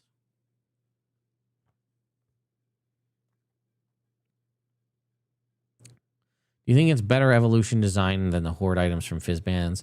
I think the horde items from Fizzbands are infinitely stronger in just about every way, and I like them better. So, how are they handling the magical espionage stuff? I have not read enough of it, so unfortunately I can't answer that one. Is there any chance you can choose, or is it always random? I don't know what that was in reference to. Let's see. Oh, Bloodwell Vial does say it needs attunement by a sorcerer. Well, that answers that one. What's the attunement requirement you mean for an evolving magic item? It's just attunement, nothing crazy. Does Deadfall have the preparation pages that Dragon Delves has? Oh, I know what you mean.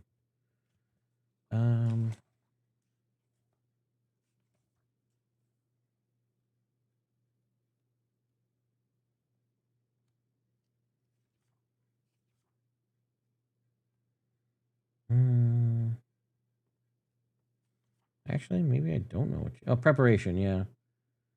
Yeah, read this, then this, then this. Yes, it does have that stuff.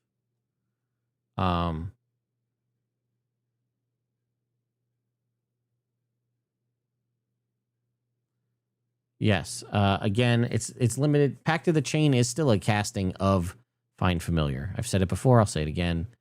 Pact of the Chain lets you cast Find Familiar. It's just you have extra options. So it should still work for that. I'm curious about the Enchanter subclass. I don't think anything changed. I'll go back and look here. We could just get those out of the way, right? Everybody wants to know. Here. All right. Enchanter subclass.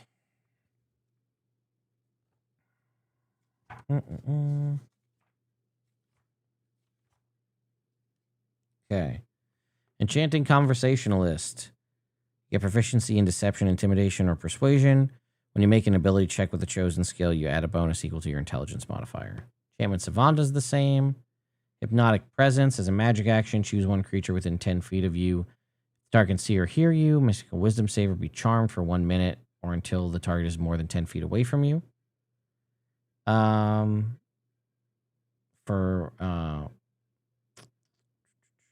Must succeed on a Wisdom save, be charmed, blah, blah, blah, blah. While charmed, it has an incapacitated speed of 0. And here it is. This says once you use this feature, you can't do so again until you finish a long rest. They've changed it to intelligence modifier times per long rest, as opposed to once per long rest. So that's an improvement. Split enchantment is the same. Instinctive charm is the same.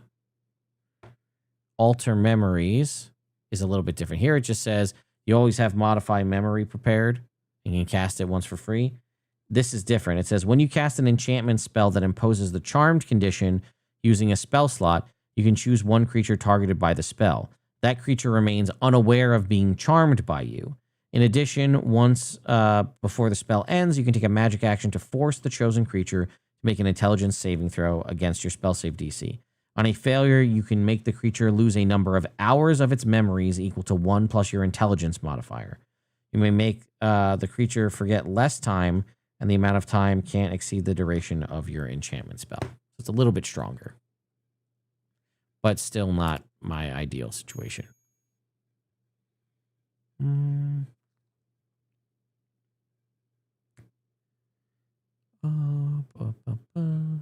Okay. Can the Sirach from Deadfall do a pun kobold and mutate creatures? Good question. I don't think a lot of people out there know what pun is anymore, but it is a Sirach. Sirach. I don't see an ability to summon a Candle of Invocation or anything like that. So I'm going to say no to the pun shenanigans. How am I settling into the new house? This is the first week where I'm really like not having to immediately turn around, leave, and run somewhere. So it's definitely getting better. We sold our other house, so that's done. So like that check cleared and we're good there. So now it's renovation time, baby. So be on the lookout. I will be posting more and rolling out the renovation channel in full. But I want to get some content on there for you guys to see before I fully roll that out. So this weekend it's floors. I'm doing floors this weekend. So that'll be the main focus. And then while I'm also in the process of designing my space in the attic. So I may actually be tapping you guys for some assistance on what you think I should do up there. Especially if any of you guys are like interior designers, are really good at like figuring out how to possibly best utilize floor plan space. I'd love that help for sure. Is the Tomb of the Shadow Serpents in the main book, and does it feature Venger as your quest giver? Venger does have a stat block in the other book. Oh, wait, hang on. Tomb of the something. Tomb of the Shadow Serpents is in this book, in Arcana Unleashed, not in the adventure book. It is in the main book, and it does feature Venger as your quest giver. Yes. Yes, Zastam has a stat block. We covered it earlier. Festering Blast. Okay, we did Graveground. Let's do Festering Blast. This is a sorcerer spell. I do not think this is going to be something TJ would use, but I'll just throw it out there. Druid, Sorcerer, Warlock, Wizard, level 4 Necromancy, range of self. A 60-foot long, 10-foot wide line of miasma blasts from you in a direction you choose. Each creature in that line, it's a 10-foot wide line. That's actually pretty solid. 60-foot long, 10-foot wide. Each creature in the line must make a con save. On a failure, they take 4d10 necrotic damage and have the poisoned condition for the duration. 1 minute, not concentration, by the way. A creature poisoned by this spell takes 2d10 poison damage at the start of each of its turns. At the end of each of its turn, it can repeat the save, ending the spell on a success. Upcasting it adds an extra d10 to the damage.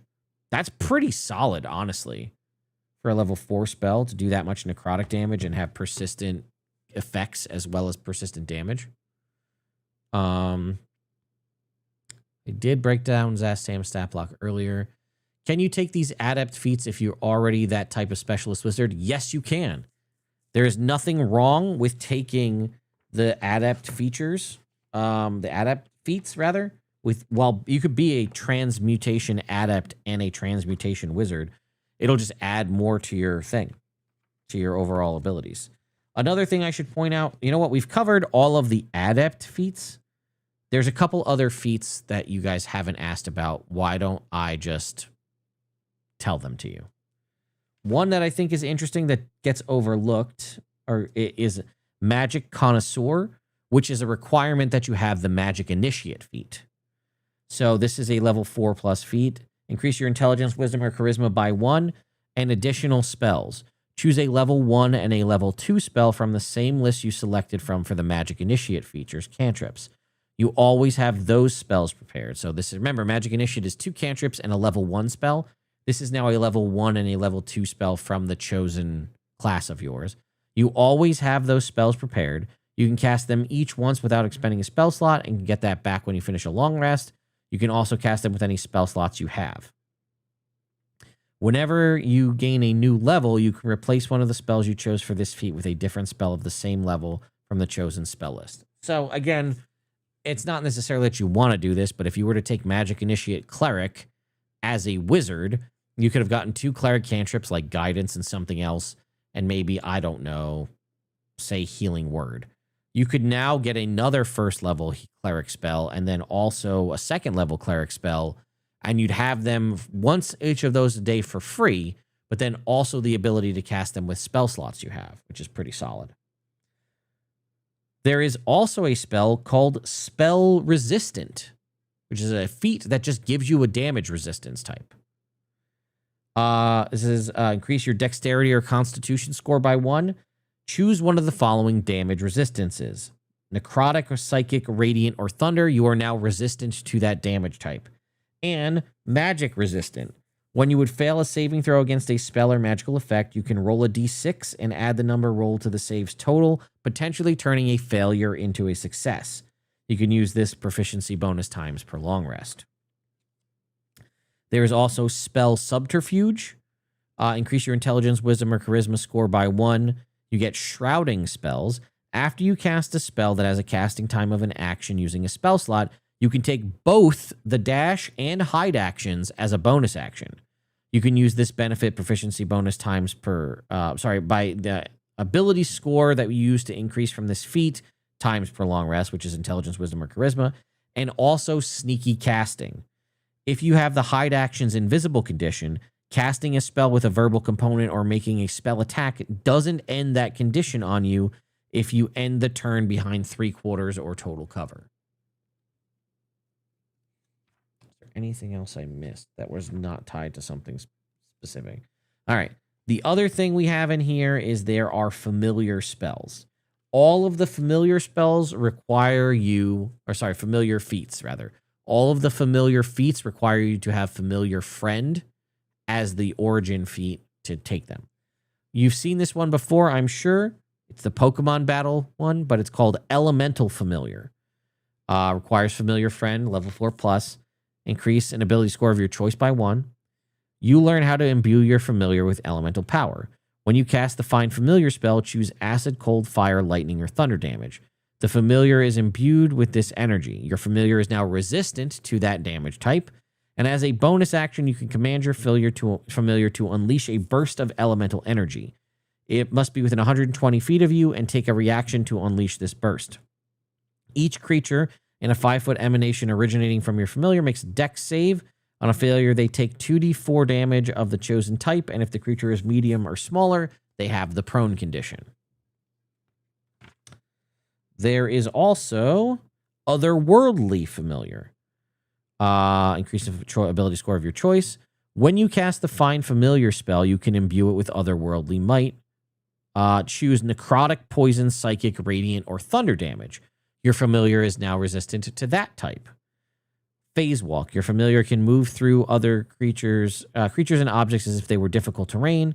If your familiar ends its turn inside an object, it's shunted to the last unoccupied space it was in.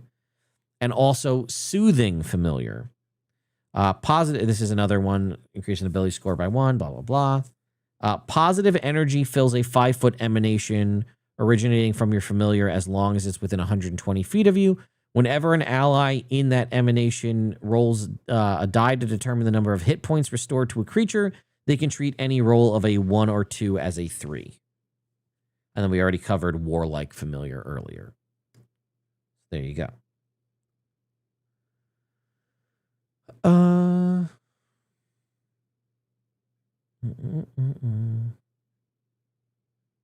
Okay. You should take Familiar Friend and use it to summon a deer for a mount if you're small. True. Wasn't it a normal thing to use a familiar to give the help action? So now it sounds like the familiar feat codifies that, but limits it to proficiency bonus. Well, here's the thing. The familiar would need to take the help action. There's no action economy for the helpful friend. So this is for when you make an ability check of your choice. If your familiar is within 5 feet of you, you have advantage on the check if you wish, proficiency bonus times for long rest. There's no action economy for that. This can just happen outside of combat. You can be like, oh, the DM says make a perception check. You can just do it with advantage if you're proficient and your familiar is within 5 feet. That's the difference. The help action is the familiar taking an action. This is just something that sort of just happens. Okay. What is available to boost pack? Okay, we covered that already. Do paladins get dueling ground? Yes, every spellcaster gets dueling ground. You know what? I don't remember what Wither and Bloom did. Why don't we go ahead and do a quick comparison? Let's go look up Wither and Bloom. Oh, what up? We got all the crews coming in and doing the raids tonight. All right. All the homies coming out for tonight. We love that. Thanks, everybody. All right, let's go ahead and pull up Wither and Bloom. Here is Wither and Bloom as it stands from Strixhaven. Oh, it did get a boost, actually. Yeah, I think it got a whole extra damage die. 60-foot range, 1 action. You invoke both Death and Life in a 10-foot radius. Each creature of your choice makes a con save. Okay, in the new book, it's 3d6 necrotic damage as opposed to 2d6. In addition, 1 creature of your choice in that area can roll 1 of its unexpended hit dice and regain a number of hit dice equal to that roll, plus your spellcasting ability modifier. That die is expended. Each, let's see, if you upcast it, it does an extra d6. The number of hit dice that can be rolled increases as well. You add your spellcasting ability modifier to the number of hit points regained by the spell only once. Okay. So yeah, it got a slight buff in that Wither and Bloom now does 3d6 instead of 2d6. So small buff, but, you know, something nonetheless. Okay. Can I do Wail of the Banshee? Yeah, it's the other 9th level spell we don't think we've covered. Wail of the Banshee, level 9 necromancy for sorcerers, warlocks, and wizards.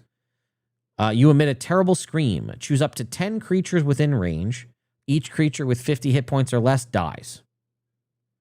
Targets with 50 or more hit points make a con save. On a failure, they take 12d10 psychic damage and have the deafened condition for an hour. On a successful save, a target takes half as much damage. A target is unaffected by the spell if it can't hear you. Is it a bit weird we didn't get a Beyond monthly drop? No, it is not. Derailed train of thought. D&D is on a break this week. They specifically said in their blog post that they're taking a break and that this week's D&D Beyond drops will be coming out next week. So nothing to worry about. That's just them letting us know and being informed as to what goes on. So no issues there. Any interesting backgrounds? What is the familiar origin feat tied to? Great question. So there are... Okay, so we have Agent of the Ninth Quill. That gets the Arcane Infiltrator feat. Bejeweled Conclave Spy gets Arcane Eloquence. Well, I'll read through all those for you, too. Cosmic Dawn gets Transmuted Anatomy. Covenant of the Grave Recruit gets Arcane Undertaker. Crucible Storm Chaser gets Arcane Overload. The aptly named Familiar Trainer gets Familiar Friend. It also has somebody, it has a raccoon in a top hat holding a potion, and a possum with or a flower crown on its head holding a frying pan. Let's see, let me make sure I can actually see what I'm doing here. Show you guys. See? Raccoon. Familiar? Or possum?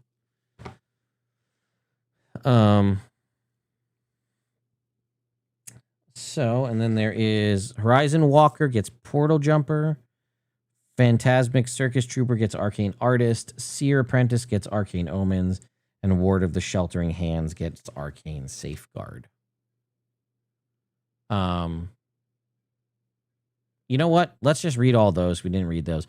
So Arcane Artist. These are all the origin feats. We already covered Familiar Friend, which boosts your Familiar's power. Arcane Artist gets Minor Illusion Cantrip. Choose your spellcasting ability modifier. And when you cast this spell from the when you cast a spell from the Illusion School, you can choose one ally within 30 feet who can see you. That ally gets Heroic Inspiration. You could do that once a long rest. Arcane Eloquence is you get Vicious Mockery. And when you make a Deception, Intimidation, or Persuasion check, you add a D4 to the number rolled. That one's actually ridiculously strong because they're all going to basically, a lot of these are going to give you a cantrip. This gives you a permanent D4 on Deception, Intimidation, or Persuasion checks. There's no limit to that. That's just an always-on thing that's going to help you break bounded accuracy and do better. By the way, if you're watching over on YouTube, like this video. It drives it up in the algorithm. Arcane Infiltrator. This is also a pretty good one. It's going to give you the Friends cantrip. And you can take the dodge action as a bonus action. Now, that is limited to proficiency bonus times per long rest, but there are very, very few things in this game that give you dodge as a bonus action. And that's actually really strong. I really like that one. There's Arcane Omens. This gives you guidance, which is a great way to get guidance. So what you have to think about with this, with a lot of these, is each one of these is giving you a cantrip and a thing. What you need to weigh these against is the thing you get better than another cantrip and a first level spell that you can cast for free, and then also with your spell slots, and how does this compare to Magic Initiate for the associated things. So for me, Arcane Eloquence with Vicious Mockery, that is a contender because it gets you the D4 all the time. I'd say Arcane Infiltrator, also a contender because of the fact that it gets you the dodge action as a bonus action. That will never not be useful, especially if you're a class that doesn't have a lot of bonus action usage. Again, you could be a paladin with Arcane Infiltrator, and then as a paladin, starting your turn by dodging as a bonus action and then swinging away on your enemies. It's pretty strong. Arcane Omens get you guidance and Helpful Premonition. When you or a creature you can see within 30 feet of you fails a saving throw, you can take a reaction to roll a d4 and add it to the number save, potentially turning a failure into a success. Proficiency bonus times per long rest. That one also feels pretty good because it only works on a failure, but you can maybe swing that in the other way. Arcane Overload gets you Firebolt, and when you cast an evocation spell and deal damage, you can add your proficiency bonus to 1 damage roll once per long rest. That's terrible. Proficiency bonus to 1 damage roll once per long rest does not equate to a permanent D4 on 3 social checks, but either way. Arcane Safeguard gets you the Resistance cantrip, and you can cast Resistance as a bonus action, proficiency bonus times per long rest, and then also Sheltering Aid. When you take the help action with an ally's ability check, the ally gets temp HP equal to your proficiency bonus. That's an always-on thing. So whenever you take the help action, and the allies will get temporary hit points equal to your proficiency bonus all the time. So that's kind of nice, no matter what. Arcane Undertaker gets you 1 cleric or wizard cantrip of your choice from the necromancy school. You get knowledge from the dead. When you make a history check or a medicine check, you take a d4 and add it to that. And when you take the help action to stabilize a creature with 0 hit points, you gain heroic inspiration. I don't know how often that's ever going to happen, because how often are you stabilizing somebody that's not just healing them somehow or casting something like, you basically have to be casting Spare the Dying or doing like a medicine check. No, it's the help action to stabilize. Yeah, so you can't even get a buy with Spare the Dying, which is a guarantee. So I don't love that one. I guess it's a nice thing because you are getting a D4 to 2 rolls and a cantrip, so there's something there. But we already covered Familiar Friend. We've already talked about it before, but I'll bring it up again. Portal Jumper. You have resistance to one of the following damage types: necrotic, psychic, or radiant. That gets you flat out damage resistance right out the gate for an origin feat. And then Portal Step. You can spend 15 feet of movement to teleport to an unoccupied space you can see within 15 feet of yourself. Proficiency bonus times for long rest. So again, that's, situationally beneficial, but you're spending the movement to get the teleport. And lastly, we have Transmuted Anatomy. Your speed increases by 5 feet. You have advantage on saving throws against effects that would compel you to shapeshift against your will. Additionally, when you fail a Constitution saving throw, you can roll a d4, add it to the save, potentially turning a failure to a success. Proficiency bonus times for long rest. That one is also strong, just flat out +5 to movement speed. And the D4 to con saves is something that'll probably come up a lot. The advantage on saving throws to force shapeshift you is probably situational, but when you have it, you're not going to be upset about it. Okay. We covered Wail of the Banshee. What are the evocation? We got that already. Monks can. I'm late, but yes, Wraps of Honor and Power. Yeah, those exist from the players or the Dungeon Master's Guide.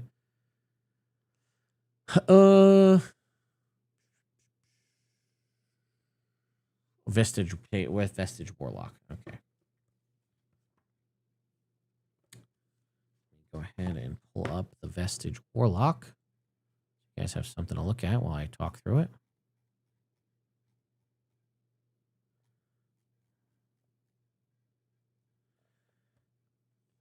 Did we have Vestige Warlock? Was that in? Not this one. Which one was that in? Was it Mystic subclasses? Yeah. Okay. Vestige Warlock.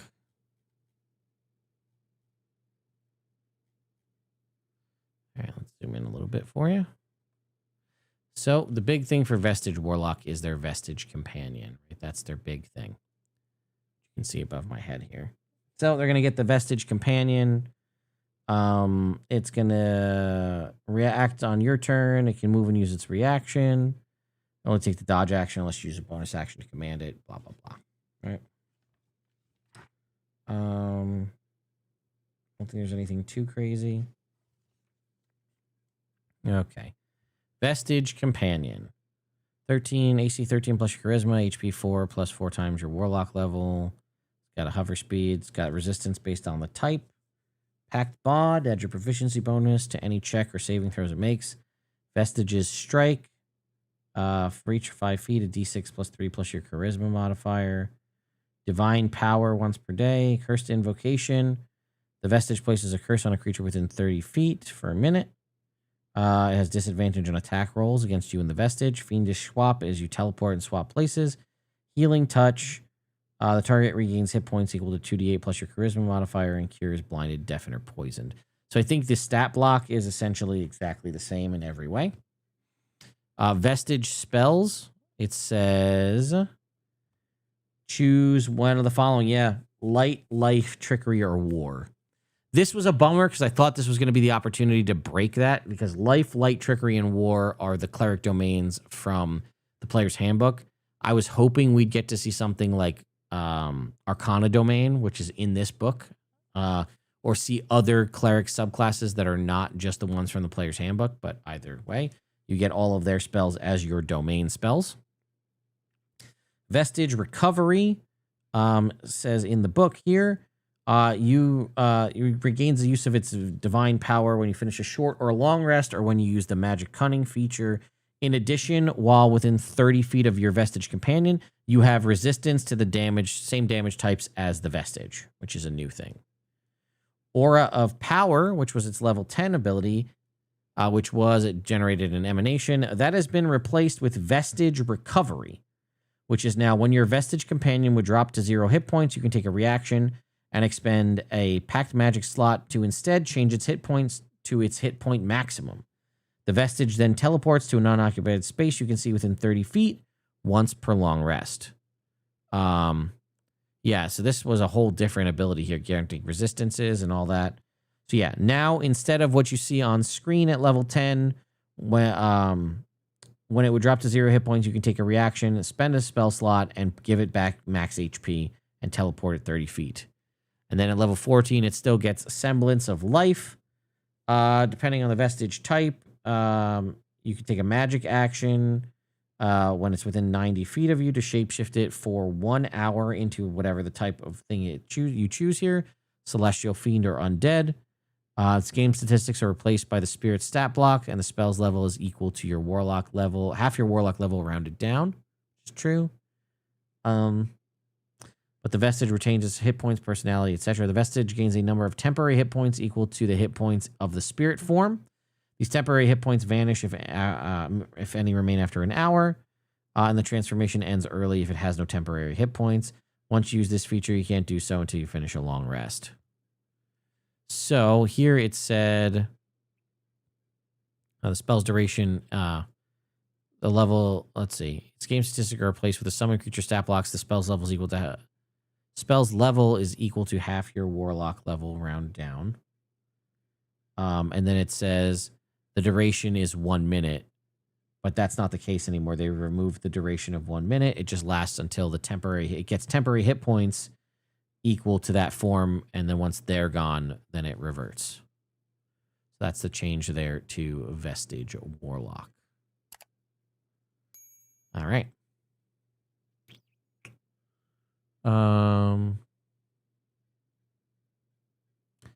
I never said I'm not. I just have no interest in WoW personally. I don't have anything against WoW. I know a lot of people love it and enjoy it. It's just not my cup of tea. How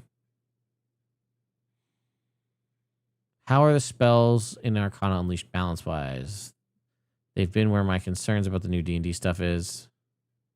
Deadfall page count on the actual adventure material minus the stat blocks. That'll be tricky. Total page count it's not a lot. Total page count's 128 pages. Let's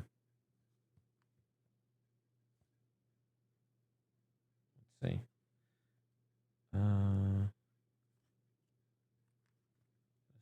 Stat block. Bestiary, magic items. Okay. So, the last page. You guys are going to have to do some math for me here. You ready?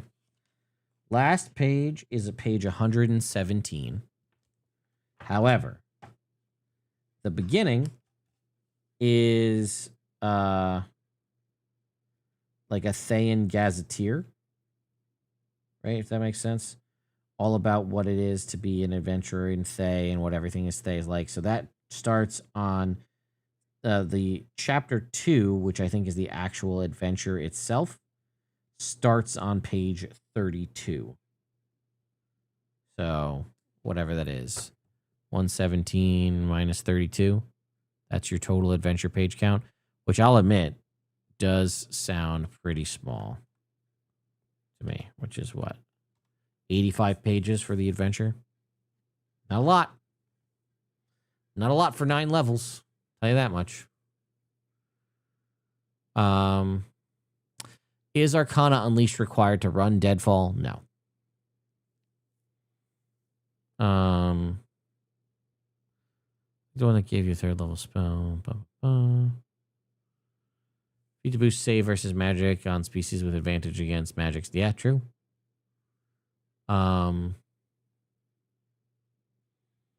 Only where are we? Okay. Only get a help action 5.5 if you're proficient. Feats also help with that. New level never necromancy spells. I wonder if they got a spell compendium in this edition. Spell compendium would be great. Favorite artwork that I'm allowed to show. I think I'm pretty much allowed to show just about anything as long as that. It's a puzzle, but I'm gonna skip past it. I think the art I showed of the familiar trainer background with the with like the little raccoon in the top hat, or the possum with the the frying pan and the fairy crown. That might be one of my favorites. Let's see. Like I said, I haven't looked too much through Deadfall. Detonate's pretty sick. I really like the illusory dragon artwork. I think that's like really cool. See that one? That one's really cool. Yeah. Okay. Let's see. Are all these things we are reviewing from the one book? Most of the stuff I'm reviewing is from the one book. The other book that's the adventure is largely just adventure stuff, minus some of the magic items that are in that book.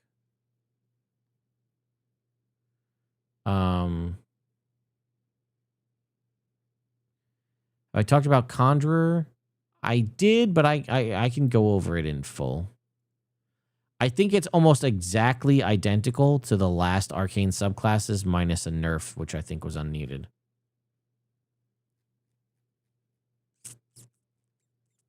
Okay. I also think it's funny that everybody is only asking about the wizards. No one has asked about any of the other classes, which I think is hilarious. All right.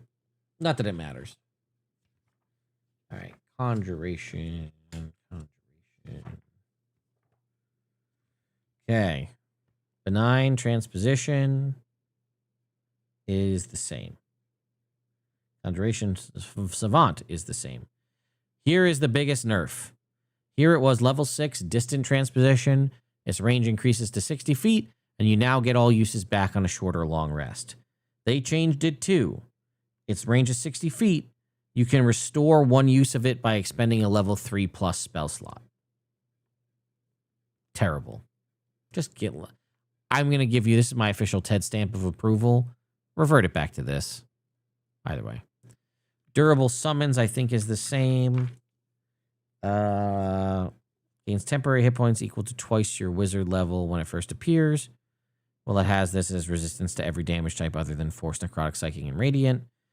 Taking damage can't break concentration. And when you cast a summon spell... A conjuration spell that summons a spirit. They change the wordings to future-proof it. A conjuration spell that summons a spirit whose stat block is included in the spell's description. You can summon 2 instead. Each creature's of the same kind uses the same stat block, but the creature's HP maximums and current hit points are halved. If you lose concentration, they both disappear.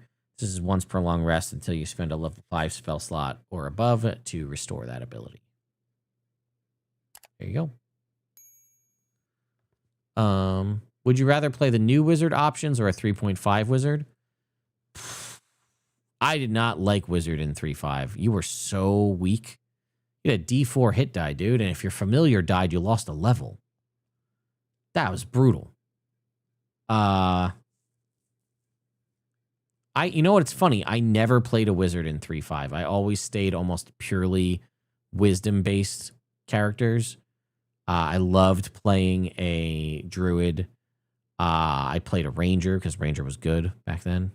I played a paladin, I think, or it was... I wasn't a paladin exactly. It was like more bone knight. But like I played a scout. Druid and Cleric were crazy back in the day, so. Can I please read a spell? Oh, hang on. Talk about the Conjurer, did that. Off topic, waiting for WoW book for Swashbuckler subclass update. Yeah, I'm going to assume it's probably almost identical to what we got in Unearthed Arcana for the Player's Handbook. Because remember, they told us the Unearthed Arcana for the Player's Handbook for 2024, that basically the Swashbuckler was into the very last one. It was even, I think it was in the last rogue, and then they just swapped to Soul Knife at the last minute. So I bet you, I would have to check, but I bet the Swashbuckler rogue from the last Unearthed Arcana for, player for 2024, I bet you it's almost identical, if not exactly the same. Can I please read a spell from the Cleric spell list. Let's go ahead and do that for you guys. Let's go ahead and do that. Want to make sure I'm not missing any messages over here. Okay, I think I'm good. Cool. Cleric spell. Let's see what we got. Cleric spell. Let's see what we got. I think there's only one. Oh, there's a couple. Hang on. Let's see. Oh, there's a couple. We read Dueling Ground. We read Grave Ground. We read Reweave Fate. We read Wither and Bloom. Okay, the only cleric spell we haven't read is Spirit Lantern. So here you go. Spirit Lantern, level 5 necromancy spell for artificers, clerics, warlocks, and wizards. Range of self, duration 10 minutes, not in concentration. You conjure a floaty, ghostly black lantern that hovers above you and sheds dim light in a 60-foot radius.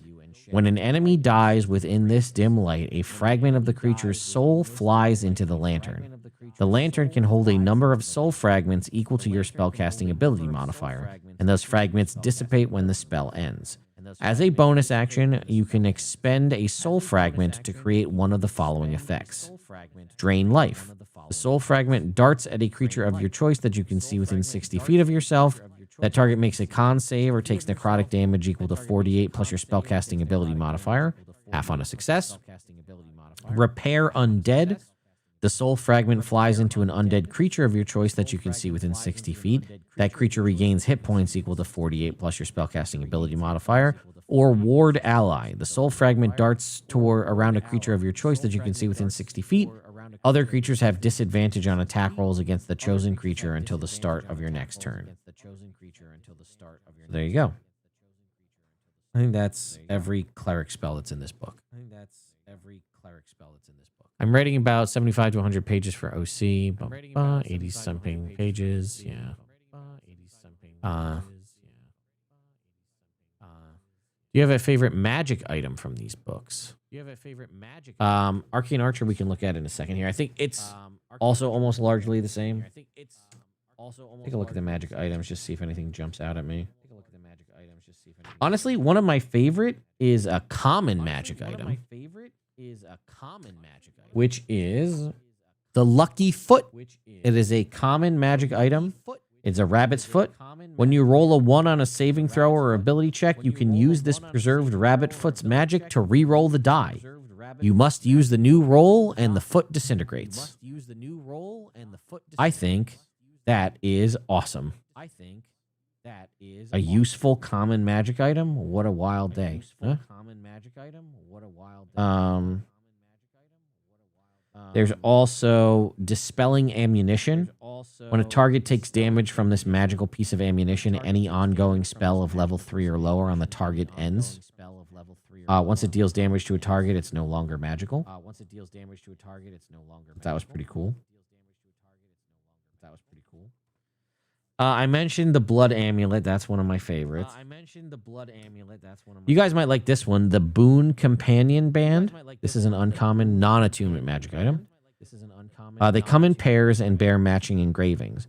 While wearing one of the bands, you can cast a spell or a feature that forces other creatures in the area of effect to make a saving throw. You can protect the creature wearing the matching band if the creature is in the effect's area. That creature automatically succeeds on its saving throw against the effect, and it takes no damage if it would normally take half damage on a successful save.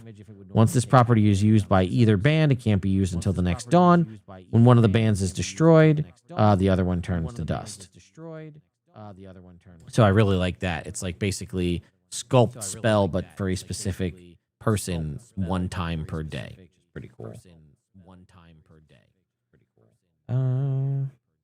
Oh, there's also a necklace that boosts familiars.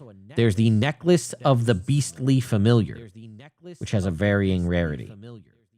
It says, while wearing the necklace, you can cast the Find Familiar spell. Once the necklace has been cast, used to cast it can't be done until the next dawn. Beast Transformation. While your familiar is within 60 feet of you, you can take a magic action to activate the necklace. Your familiar shapeshifts into a beast form for 10 minutes. The type of gemstone in the necklace determines the beast's form. While your familiar is transformed, its stat block is replaced by the stat block of the beast form, but it retains its alignment, personality, creature type, hit points, and hit point dice, blah, blah, blah. Your familiar gains a number of temporary hit points equal to the hit points of the beast form. When the temporary hit points vanish, it returns to its normal form. The uncommon version turns it into a giant octopus. The rare version can either turn it into a hippopotamus or a giant scorpion.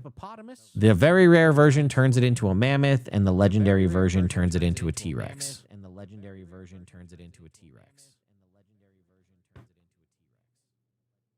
So, there you go. All right. I think we answered that. Why do you guys not tell me if there was an echo over there? It's only on you, Twitch, by the way, because I realized what it was. I probably fixed it now. Okay. Any magic items in the adventure book not in the expansion book? Yes, all of the magic items in the adventure book are not in this book. They're all unique to it, which is pretty cool. Okay. Arcana Cleric? Sure.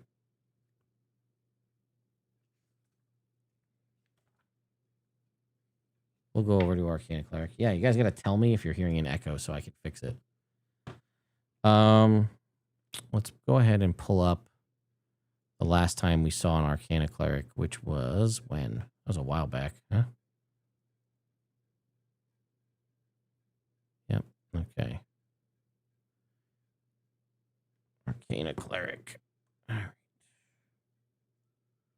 This is the last Unearthed Arcana we had with the Arcana Domain Cleric. Let's do a quick comparison. Spells. Detect Magic, Magic Missile, Magic Weapon, Nystul's Magic Aura, Counterspell, Dispel Magic, Arcane Eye, Leomund's Secret Chest, Bigby's Hand, Teleportation Circle. That's all the same. Modify Magic. You can use your Channel Divinity to alter a spell. Fortifying Spell, when when a targeted spell gains a number of temporary hit points equal to 2d8 plus your cleric level. Or Tenacious Spell, when you cast a spell that forces a creature to make a saving throw, and you can see they succeed, roll a d6 and subtract it, apply the penalty. That's the same. Student of Arcana, you gain proficiency in Arcana skill or one skill of your choice, available to clerics at level 1. And you learn 2 wizard cantrips. These are cleric cantrips for you. So that's actually different, because it used to say you got proficiency in Arcana. You also gain expertise in it. You don't do that. You get proficiency in a skill of your choice or Arcana, but no expertise anymore. I think Dispelling Recovery is the same. Immediately after you cast a spell with a spell slot to restore hit points to a creature or ends a condition on the creature, you can cast Dispel Magic as part of the action, bonus action, or reaction without expending a spell slot. Once per short or long rest, you also restore your use of this by expending your Channel Divinity. So this was once per short or long rest. Here, it was Wisdom modifier times per long rest. But it was, you can cast Dispel Magic on the creature as a bonus action. This is now as part of the action for casting a spell that restores hit points. If you remember, the old Arcana domain from back in Sword Coast Adventures Guide basically did this without it being a spell. It just was like when you cast a spell and heal somebody, you can remove the effects of an ongoing effect from them. But Magical Mastery is the same. You learn 4 wizard spells, 1 of 6, 7, 8, and 9. These are always prepared for you, and when you gain a cleric level, you can replace them with a different one. So that one is the same. For the most part, anyway. Let's see.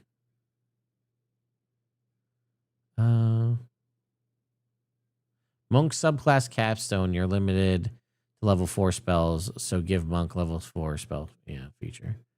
Are there any on the cusp of being broken spells in Arcana Unleashed?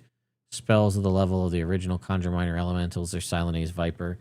Again, you got a level 8 spell that lets you turn any roll that you fail into a natural 20 or any enemy rolls into a natural 1. Or any enemy successful rolls into a natural 1. That seems like a pretty good one.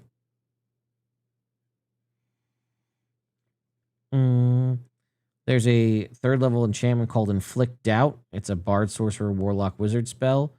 If they fail a Wisdom saving throw, they have disadvantage on D20 rolls. Concentration up to a minute. They do get to make the save every turn, though. Another cool one in here is Lightning Ring. This is a Druid, Sorcerer, Warlock, Wizard. What's really interesting is it's a bonus action spell. Concentration up to 10 minutes. A ring of crackling electricity fills a 10-foot emanation originating from you. Whenever the emanation enters a creature's space and whenever a creature enters the emanation or ends its turn there, they must make a con save. On a failure, they take 3d6 lightning damage and 3d6 thunder damage and are deafened for a minute. On a successful save, they take half as much damage only. As a magic action while the spell is active, you can emit a 60-foot long, 5-foot wide line from you in a direction you choose. Each creature in the line must make a dex save or take 66 lightning damage on a save, half on a success. So this is actually really cool because it's a bonus action level 8 damaging spell. So as a bonus action, you activate this, and people that are in the area around you take this potential 66 damage, and then every turn as an action, you can just fire off a line of lightning, which is kind of neat. Not broken, just neat. We might as well. I got Negative Energy Flood here. This is a Warlock or Wizard spell. If the target isn't undead, target a creature within 60 feet. It makes a Constitution save. This, I think, got a pretty serious... Actually, I'm pretty sure this got a pretty serious buff from the previous instance of Negative Energy Flood. Let's go ahead and take a look. I know that one exists.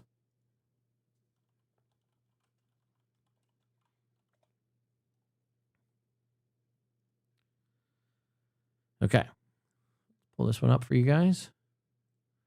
Here's Negative Energy Flood, which it now reads, because here it used to be they make a con save or take 5d12 necrotic damage. Now it's 3d10 plus 25 necrotic damage. A humanoid killed by the spell rises at the start of your next turn as a zombie that follows your orders for 24 hours, after which it acts according to its nature. If the target is undead, it gets 3d10 temporary hit points. There's also Mordenkainen's Lucubration, which is an action spell that you recover up to 2 expended spell slots of level 2 or lower. And then upcasting it, that's a level 5 spell. The maximum level of spell slots you can recover increases to level 3 if you cast it with level 6 or 7, or level 4 if you cast it with a level 8 spell slot. I don't think any of that's broken, but I think there might be some crazy stuff you could probably do by that spell with like warlocks or sorcery points or something akin to Coffee Lock. Let's see. Cover detonate. All right. Okay. So, yeah, I fixed the audio issue. Sorry, guys. I don't know when that happened. It must not have been the whole time. But I think I'm almost up to where I am live now. So that was me. Somehow I accidentally turned on the audio on Twitch. That's my bad. Okay, Arcane Archer is next. I see Arcane Archer, and then I see Entrancing Mirrors was brought up. Okay. Arcane Archer. I think we covered just about every class, right? We didn't cover the monk, but the monk still kind of sucks, if I'm being honest. There are some epic boons in here as well, which we can cover. Let me pull up the most recent Arcane Archer, and then we can use that as a comparison as well, because I think it's pretty damn close to what was done in the Unearthed Arcana for it. All right. Let's see. 2 seconds. I'm just going to fill this cup of coffee up a little bit. I'll be right back.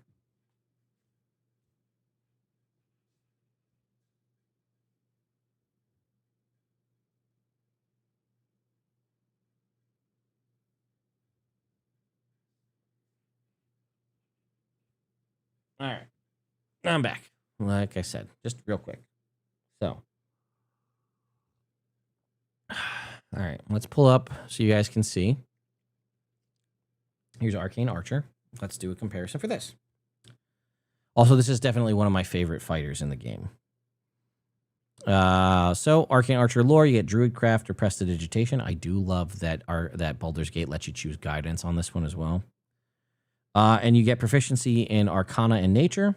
If you already have one of these, you gain proficiency in a different skill. That's that. Okay, Arcane Shot options. You learn 2 arcane shots of your choice. You get an additional shot when you reach 7, 10, 15, and 18. Each time you learn a new one, you can replace it. Using Arcane Shot once per turn, when you make a ranged attack using your weapon with the ammunition property, you can apply an Arcane Shot to that attack. You decide to use the option when you hit a creature and deal damage to it, unless the option doesn't involve an attack roll. You can use this feature intelligence modifier times per short or long rest. I believe that is all the same. The DC is based off of your intelligent. You have an Arcane Shot die. It starts as a D6. Your Arcane Shot die changes, becomes a D8 at level 10, a D10 at 15, and a D12 at 18. Curving Shot. If you make a ranged attack roll with a weapon with the ammunition property and miss, you can cause the target to shot to ricochet and target a new creature as a bonus action. Immediately after the attack misses, target must be a creature you can see within the weapon's range and within 60 feet. Make a new attack roll against the target. So that is the same. Magical Ammunition. As a magic action, you can imbue a piece of non-magical ammunition with one of the following properties. When it hits the surface, it activates and the ammunition attaches itself to the surface for the duration, etc. Once you use this feature, you can't do so until you finish a short or long rest. We can store this use by expending a use of your second wind. We have Darkening Shot. Magical shadows fill a 15-foot emanation for 1 minute. Non-magical flames are extinguished, and creatures in the emanation have a -5 perception checks and passive perception. That is the same. Unlocking Shot. A magical burst of energy fills a 15-foot emanation. Makes a loud knocking sound out to 300 feet. If object has multiple locks, only one of them is unlocked. And the Vine Shot. The Vine Shot here has doubled from 60-foot vine to 120-foot vine, which is a nice little improvement. When you roll initiative, you regain 1 use of Arcane Shot. That's the same. Okay, Arcane Burst was replaced with Indomitable Teleport. This was when you use Indomitable, each creature of your choice in a 10-foot emanation must succeed on a strength save against your Arcane Shot DC or be pushed away. A lot of people said this is really situationally not useful because of the fact that I'm an Arcane Archer. I probably don't want to be near people. So now it is, when you use your Indomitable feature and succeed on the saving throw, you can teleport up to 60 feet away to an unoccupied space. And at 18, you still get Masterful Shots. When a creature you can see misses you with an attack roll, you can take a reaction to move up to half your speed away from the attacker without provoking attacks of opportunity. You can then make a ranged attack roll against the attacker as part of this reaction if the attacker is within the weapon's range. So, yeah, there you go. Then we have our Arcane Shot options. I think these are all pretty much the same. Banishing Shot. Take psychic damage equal to 1 Arcane Shot roll. Must succeed on a charisma save or be banished. Yep, that's the same. Beguiling shot, 2 rolls of arcane shot, wisdom save or be charmed. Bursting shot, immediately after you deal damage, you and the target within your target and each target within 10 feet may take 2 rolls of your arcane shot. Yeah. So I think this is all the same here for the rest of the way out. Enfeebling is 2 rolls. Or have the poison condition. Whenever it takes this away, it subtracts an amount equal to 1 roll of your arcane shot die from the attack. Yep. Yeah, so the rest of these are all, I think, the same. Grasping shot takes additional slashing damage equal to 1 roll. Let's make a strength save or have the restrained condition. Okay, piercing shot. 30-foot line. Each creature in the line makes a dex save. On a failed save, they take damage as if they're hit plus extra piercing damage equal to 2 rolls. Seeking shot. Half or 3/4 cover. Yep. And then shadow shot, extra psychic damage, and be blinded. Yeah. So that's pretty much it. The main difference here is your vine shot got extended to 120 feet as opposed to 60 feet. So there you go. Let's keep going.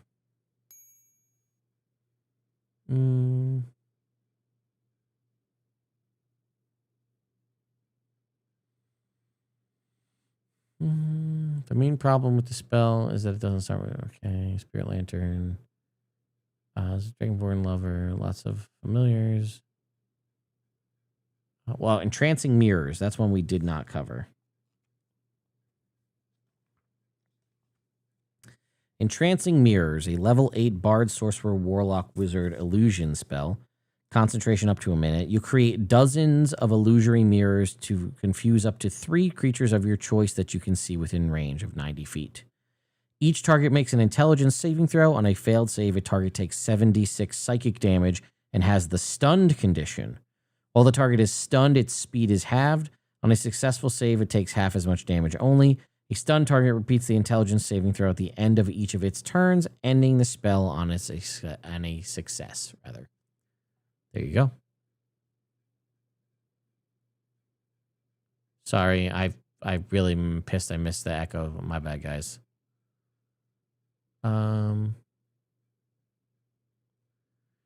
Will I have a Deadfall only stream? Oh, you mean to cover questions for this book specifically? If I get a chance to read it in full, potentially.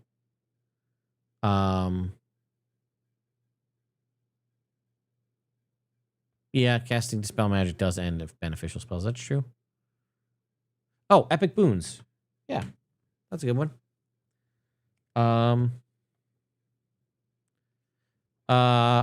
So, regarding this VOD, I will not be taking it down. It will be available for everybody to watch. You can watch it in full. It will not be unlisted after. You'll be able to find it easily enough. Regarding chapter marks, it's supposed to have automatic chapters. That's a thing YouTube said they used to do.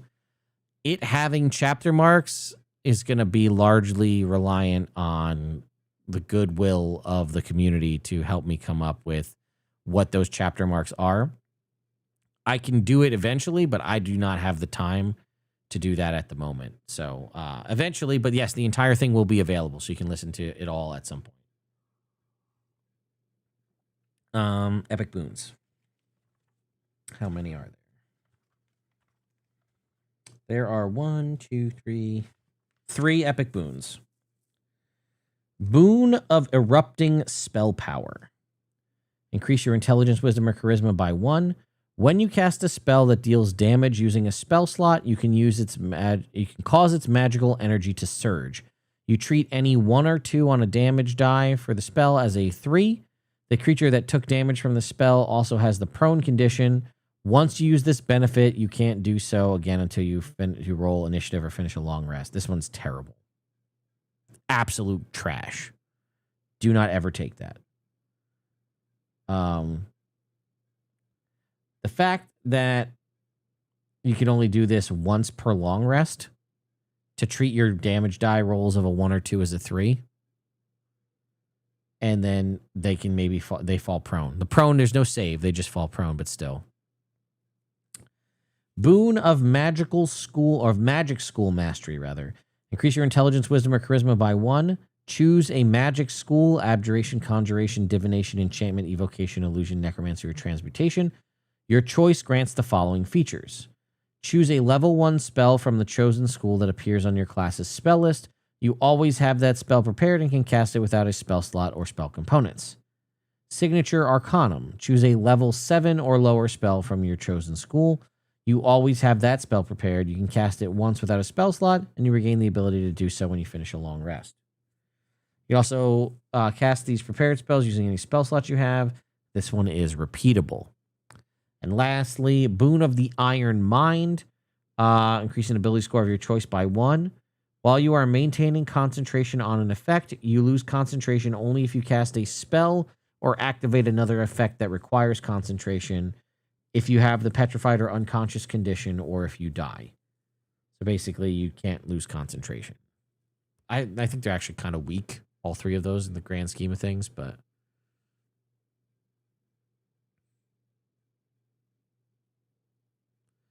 Me? I'm a permanent coffee lock, really. The monk... Sorry, I might have said the monk sucks. I did not mean the monk itself. I have nothing against monks. I'm playing one right now on stream.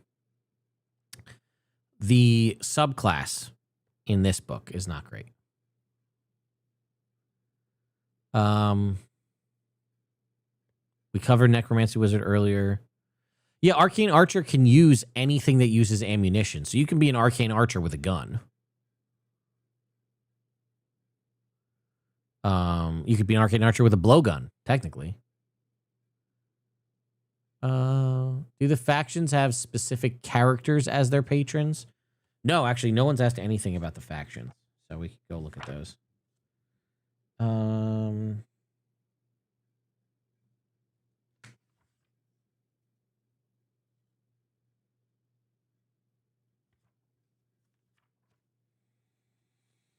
Let's see.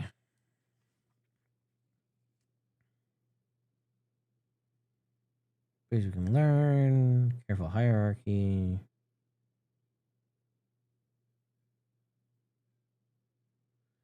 Let's see. I don't know if I'm seeing a specific like patron necessarily. Let's go back a couple. Covenant of the Grave. Leadership and organization.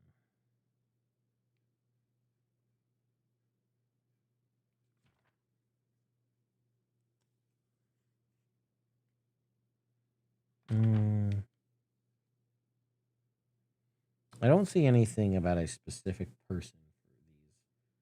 Looking through them doesn't mean there isn't, but I'm not seeing anything about a specific. I think some of them have like, do they all? And they all have a bastion facility associated with it too. It looks like. That's cool. I don't like Mystic Monk, really at all, personally, but that's just me.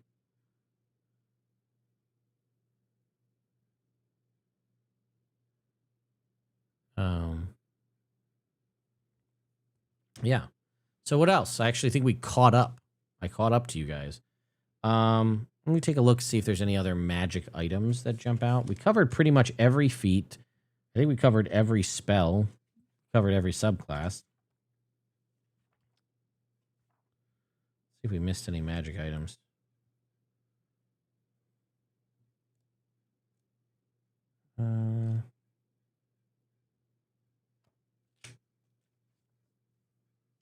Okay.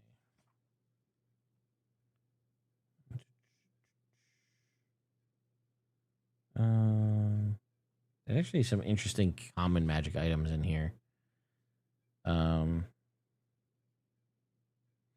There's the Dissuader, the magic quarterstaff, +1 quarterstaff. You can cast Calm Emotions an unlimited amount of times, I think. Oh no, once one of these properties has been used, it can't be used until the next dawn. Calm Emotions. As a magic action, while holding the staff, you can create a 30-foot emanation of mental unrest. Whenever the emanation enters the space of a creature, DC 15 Wisdom saving throw or be frightened, and it has a repel feature. When your creature enters a space within 5 feet of you, you can use a reaction to basically push them up to 30 feet away from you. It's pretty far push. There's a legendary sickle called the Grave Reaper. It's a +2 sickle that does an extra 2d8 necrotic damage on a hit. While holding it, you can cast the Spirit Lantern spell. When you cast the spell using this weapon, the Conjured Lantern can hold up to 5 soul fragments, and the DC for the spell is DC 17. And that spell is once until the next dawn. Let's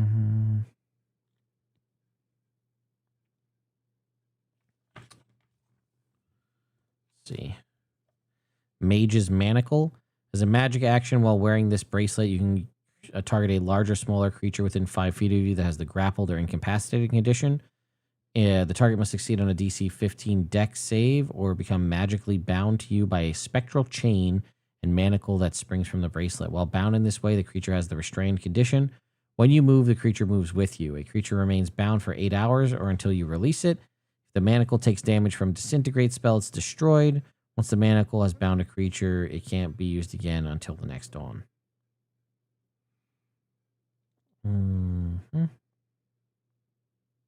Mage Rights Gloves. While you wear these gloves, you work as efficiently as 2 characters when determining how much time it takes to craft non-magical items with things like alchemy supplies, brewer supplies, etc.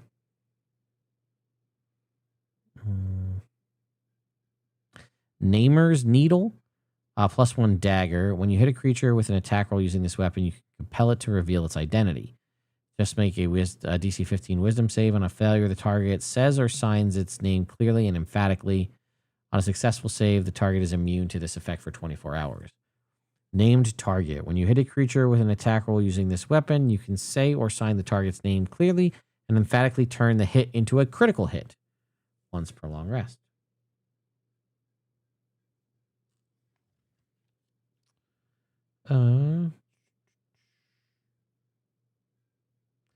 Ring of Dedicated Focus. When you fail a concentration check to maintain concentration, you can roll up to 2 of your unexpended hit dice and add them to the roll total, potentially turning a failure into a success. Scholar's Anchoring Bangle. When you take the study action, make an intelligence check using a skill with which you have proficiency. You treat any roll of a 9 or lower on the d20 as a 10. When you fail a Constitution saving throw to maintain concentration, you can take a reaction to succeed instead. Pretty solid. Is there any magic item exclusive to wizards?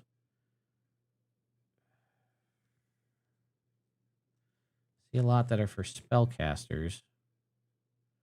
I do not see any that are specific to wizards. No, doesn't look like it.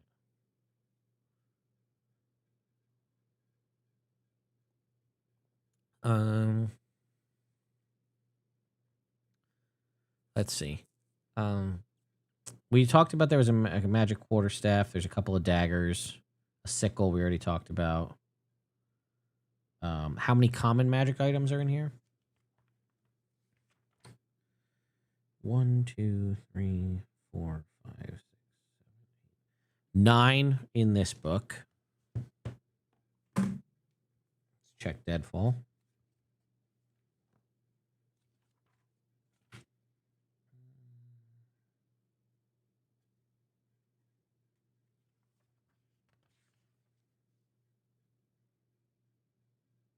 None common. Oh, wait. There is one common one in Deadfall, the Trick Weapon. Any simple or magic melee or martial melee weapon. As a magic action, while touching this weapon, you can transform it into a mundane item or back into its weapon form. It can't be used to make attacks while transformed into a mundane item. Different trick weapons transform into different items. The DM chooses the mundane item or determines it randomly, and it's bracelet, comb, crutch, fake coin, hairpin, jingle bell, pendant necklace, playing card, quill pen, or spoon. So, there you go.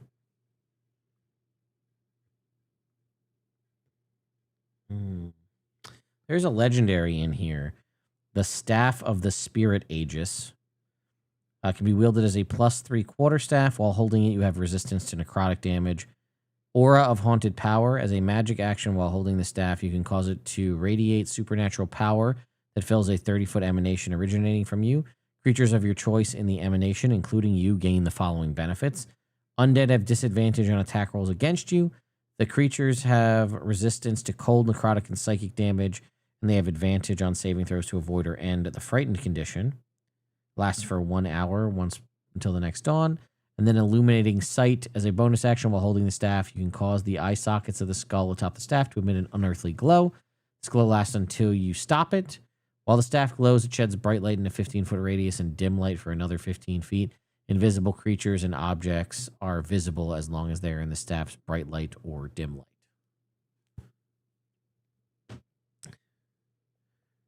light. We covered Enchanter in full. Are there any in-world quotes or narration written by Illustrial? There is in this book.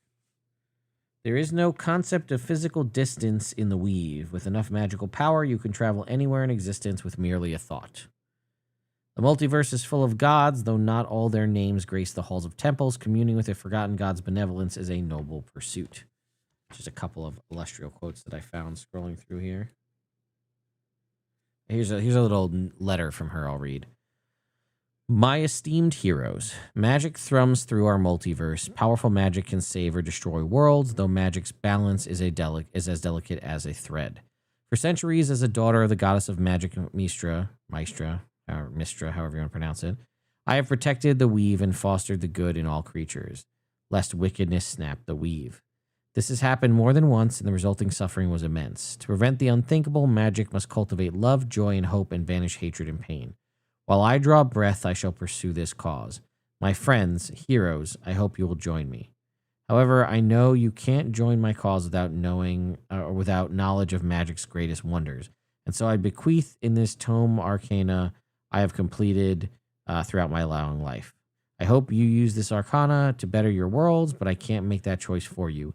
I simply reveal the gifts of the Divine Mother and trust you will use them to do good. May Mistra smile on you always, Illustrial Silverhand. Oh, you know what? I did not read Waves of Exhaustion, actually. We can do that one, too.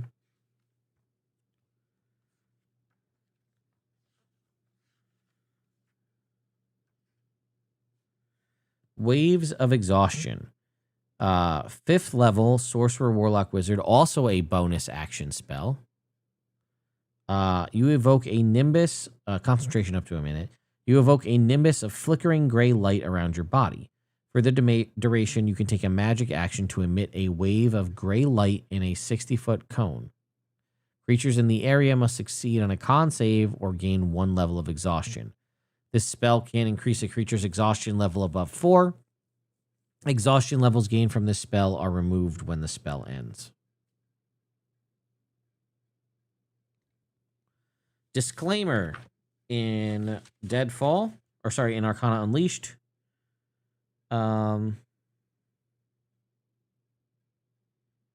is there no disclaimer? They stopped doing that?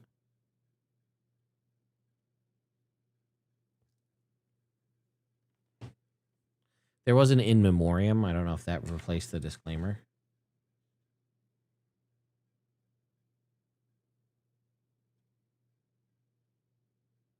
Nope.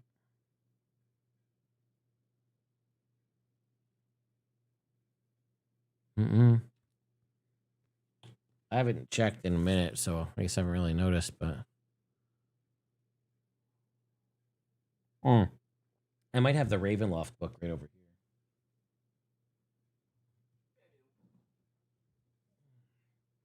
By the way, I have a bunch of extra copies of Ravenloft.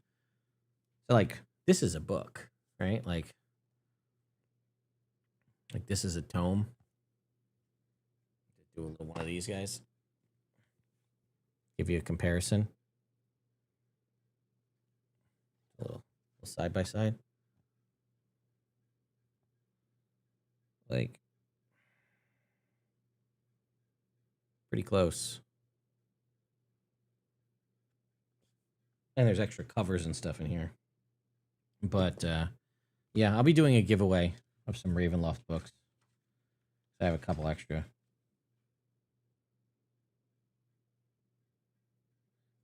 Yeah, no disclaimer. Just figured I'd check since we had it right here, you know? Okay. Anyway, that's enough of that. Back to the topic at hand.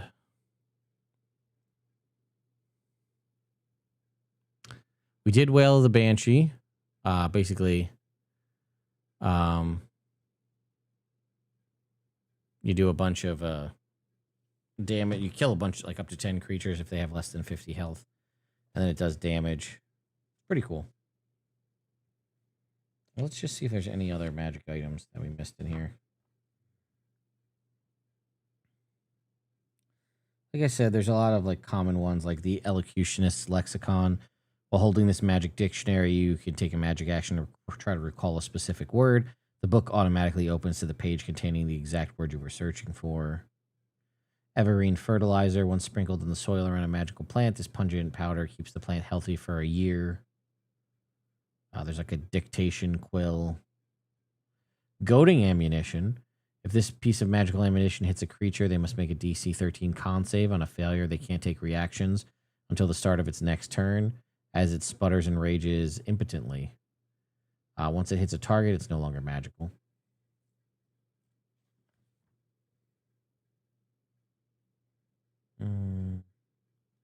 Potion of Tirelessness. I need one of these. After you drink this potion, you don't need to sleep, and magic can't put you to sleep. It lasts for 24 hours. For the duration, you can finish a long rest in 4 hours if you spend those hours in a state of quiet focus, during which you retain consciousness. This pale red liquid is as thick as molasses, yet it slides out of the bottle as readily as oil.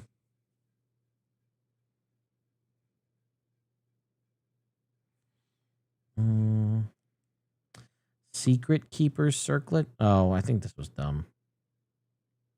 Yeah, it's like a contingency, sort of.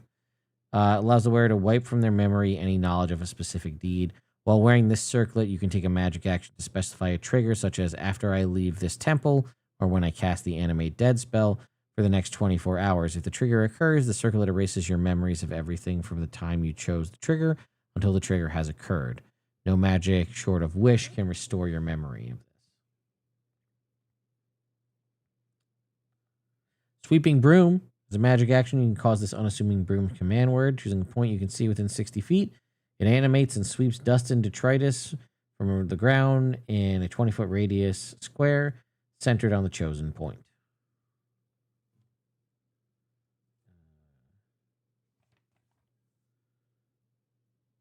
Thespian's Playbill. Uncommon, requires attunement. Whenever you take the study action and make an intelligence check, you gain a bonus equal to your charisma modifier. Thief's Thimble. While wearing this thimble, if you trigger a trap and take damage, it takes the damage instead. It has 30 hit points. If the thimble is reduced to 0 damage, it breaks, and you take any remaining damage.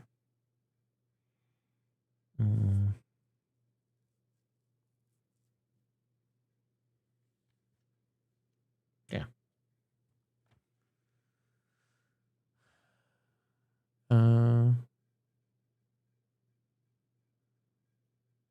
What would be the purpose of taking Wail of the Banshee over Psychic Scream? Well, one, I don't know if Psychic Scream got updated in 5.5. Psychic Scream. Okay. It is from Xanathar's. Psychic Scream is, let's see, up to 10 creatures. Each creature of your choice must make an intelligence save. On a failure, they take 14d6 damage and are stunned. If it reduces them to 0 hit points, their head explodes. And they make the saving throw at the end of each of their turns. Wail of the Banshee. If they're under 50 hit points, they instantly die. No save whatsoever. If they have more than 50 hit points, they take 12d10 psychic damage and have the deafened condition for an hour. So, I guess that's potentially why. This is an intelligence saving throw or 14d6 psychic damage and stunned. This is if they have under 50 hit points, they just die, no saving throw. But if they have more, they make a con save And on a failed save, they take 12d10 psychic damage and are deafened, as opposed to taking 14d6 damage and being stunned. So a little bit of a trade-off, but I wouldn't be surprised if that's, like if someone said it's coming in Dark Sun. Well, it might get updated in there too, so. Oops. I think we covered every single spell in here. Just checking.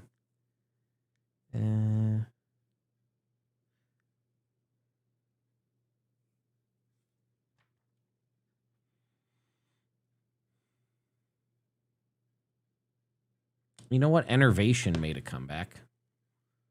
Let's see if Enervation got an update.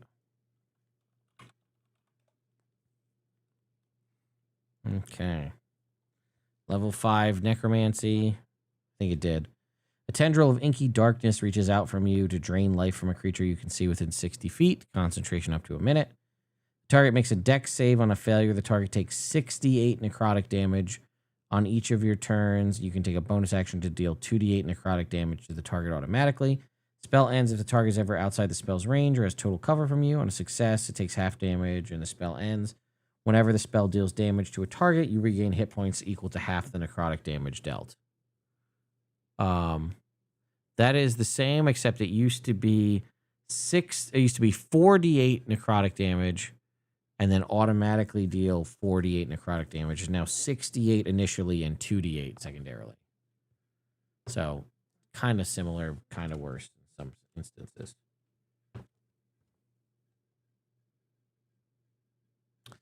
You know what? I also figured out why I had the echo. I think I hit the space bar with the book when I was like over-clicked on Twitch, and it just unmuted my live stream over there. I think.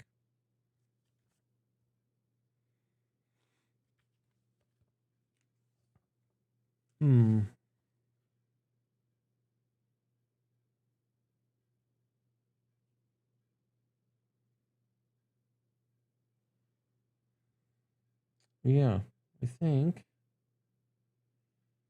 Let's check Deadfall's magic items, make sure we didn't miss anything of interest. So what are the rarities of the potions? There's really only the 2. Potions. Dragon's Breath is uncommon. Tireless is uncommon.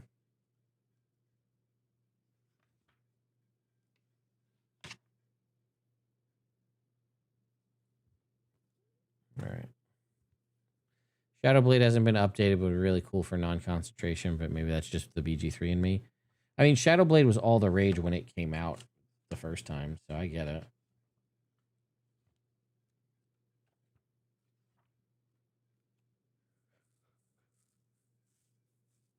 We talked a lot about these. What else is in here?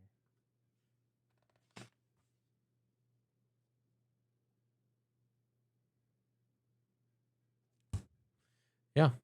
Any creatures or depictions you think would make cool minis? Yes. The Darken Beast or the Draken Beast or whatever it's called. Let me find it. So Baelnorn made a comeback, which I was surprised to see. That's like a white lich, which is cool, like a good lich. This is what they used to call them, I think. Did they say that? Yeah, non-evil liches. I think they were called, yeah, Baelnorn. It's the elven word for like good lich or something. Basically, instead of like proving that not all liches are evil, essentially, this is a non-evil process to preserve their existence. It says many were okay, so it's not just limited to elves anymore. It says many were elves, but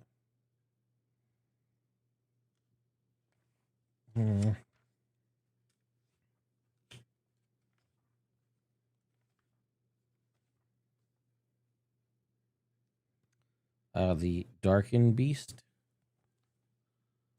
Let's get make sure we can see what we're doing here. This thing. That looks like that would be pretty cool to make a mini out of.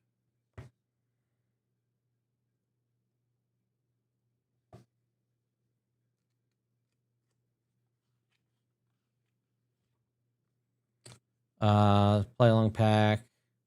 His stats for block. Groundings. Groundings are in Arcana Unleashed, not Deadfall. We got a bunch of stuff for living spells. We have Tysis, the magical ascended mage. And we have Venger in this book. Yeah, Venger was in the 50th anniversary set.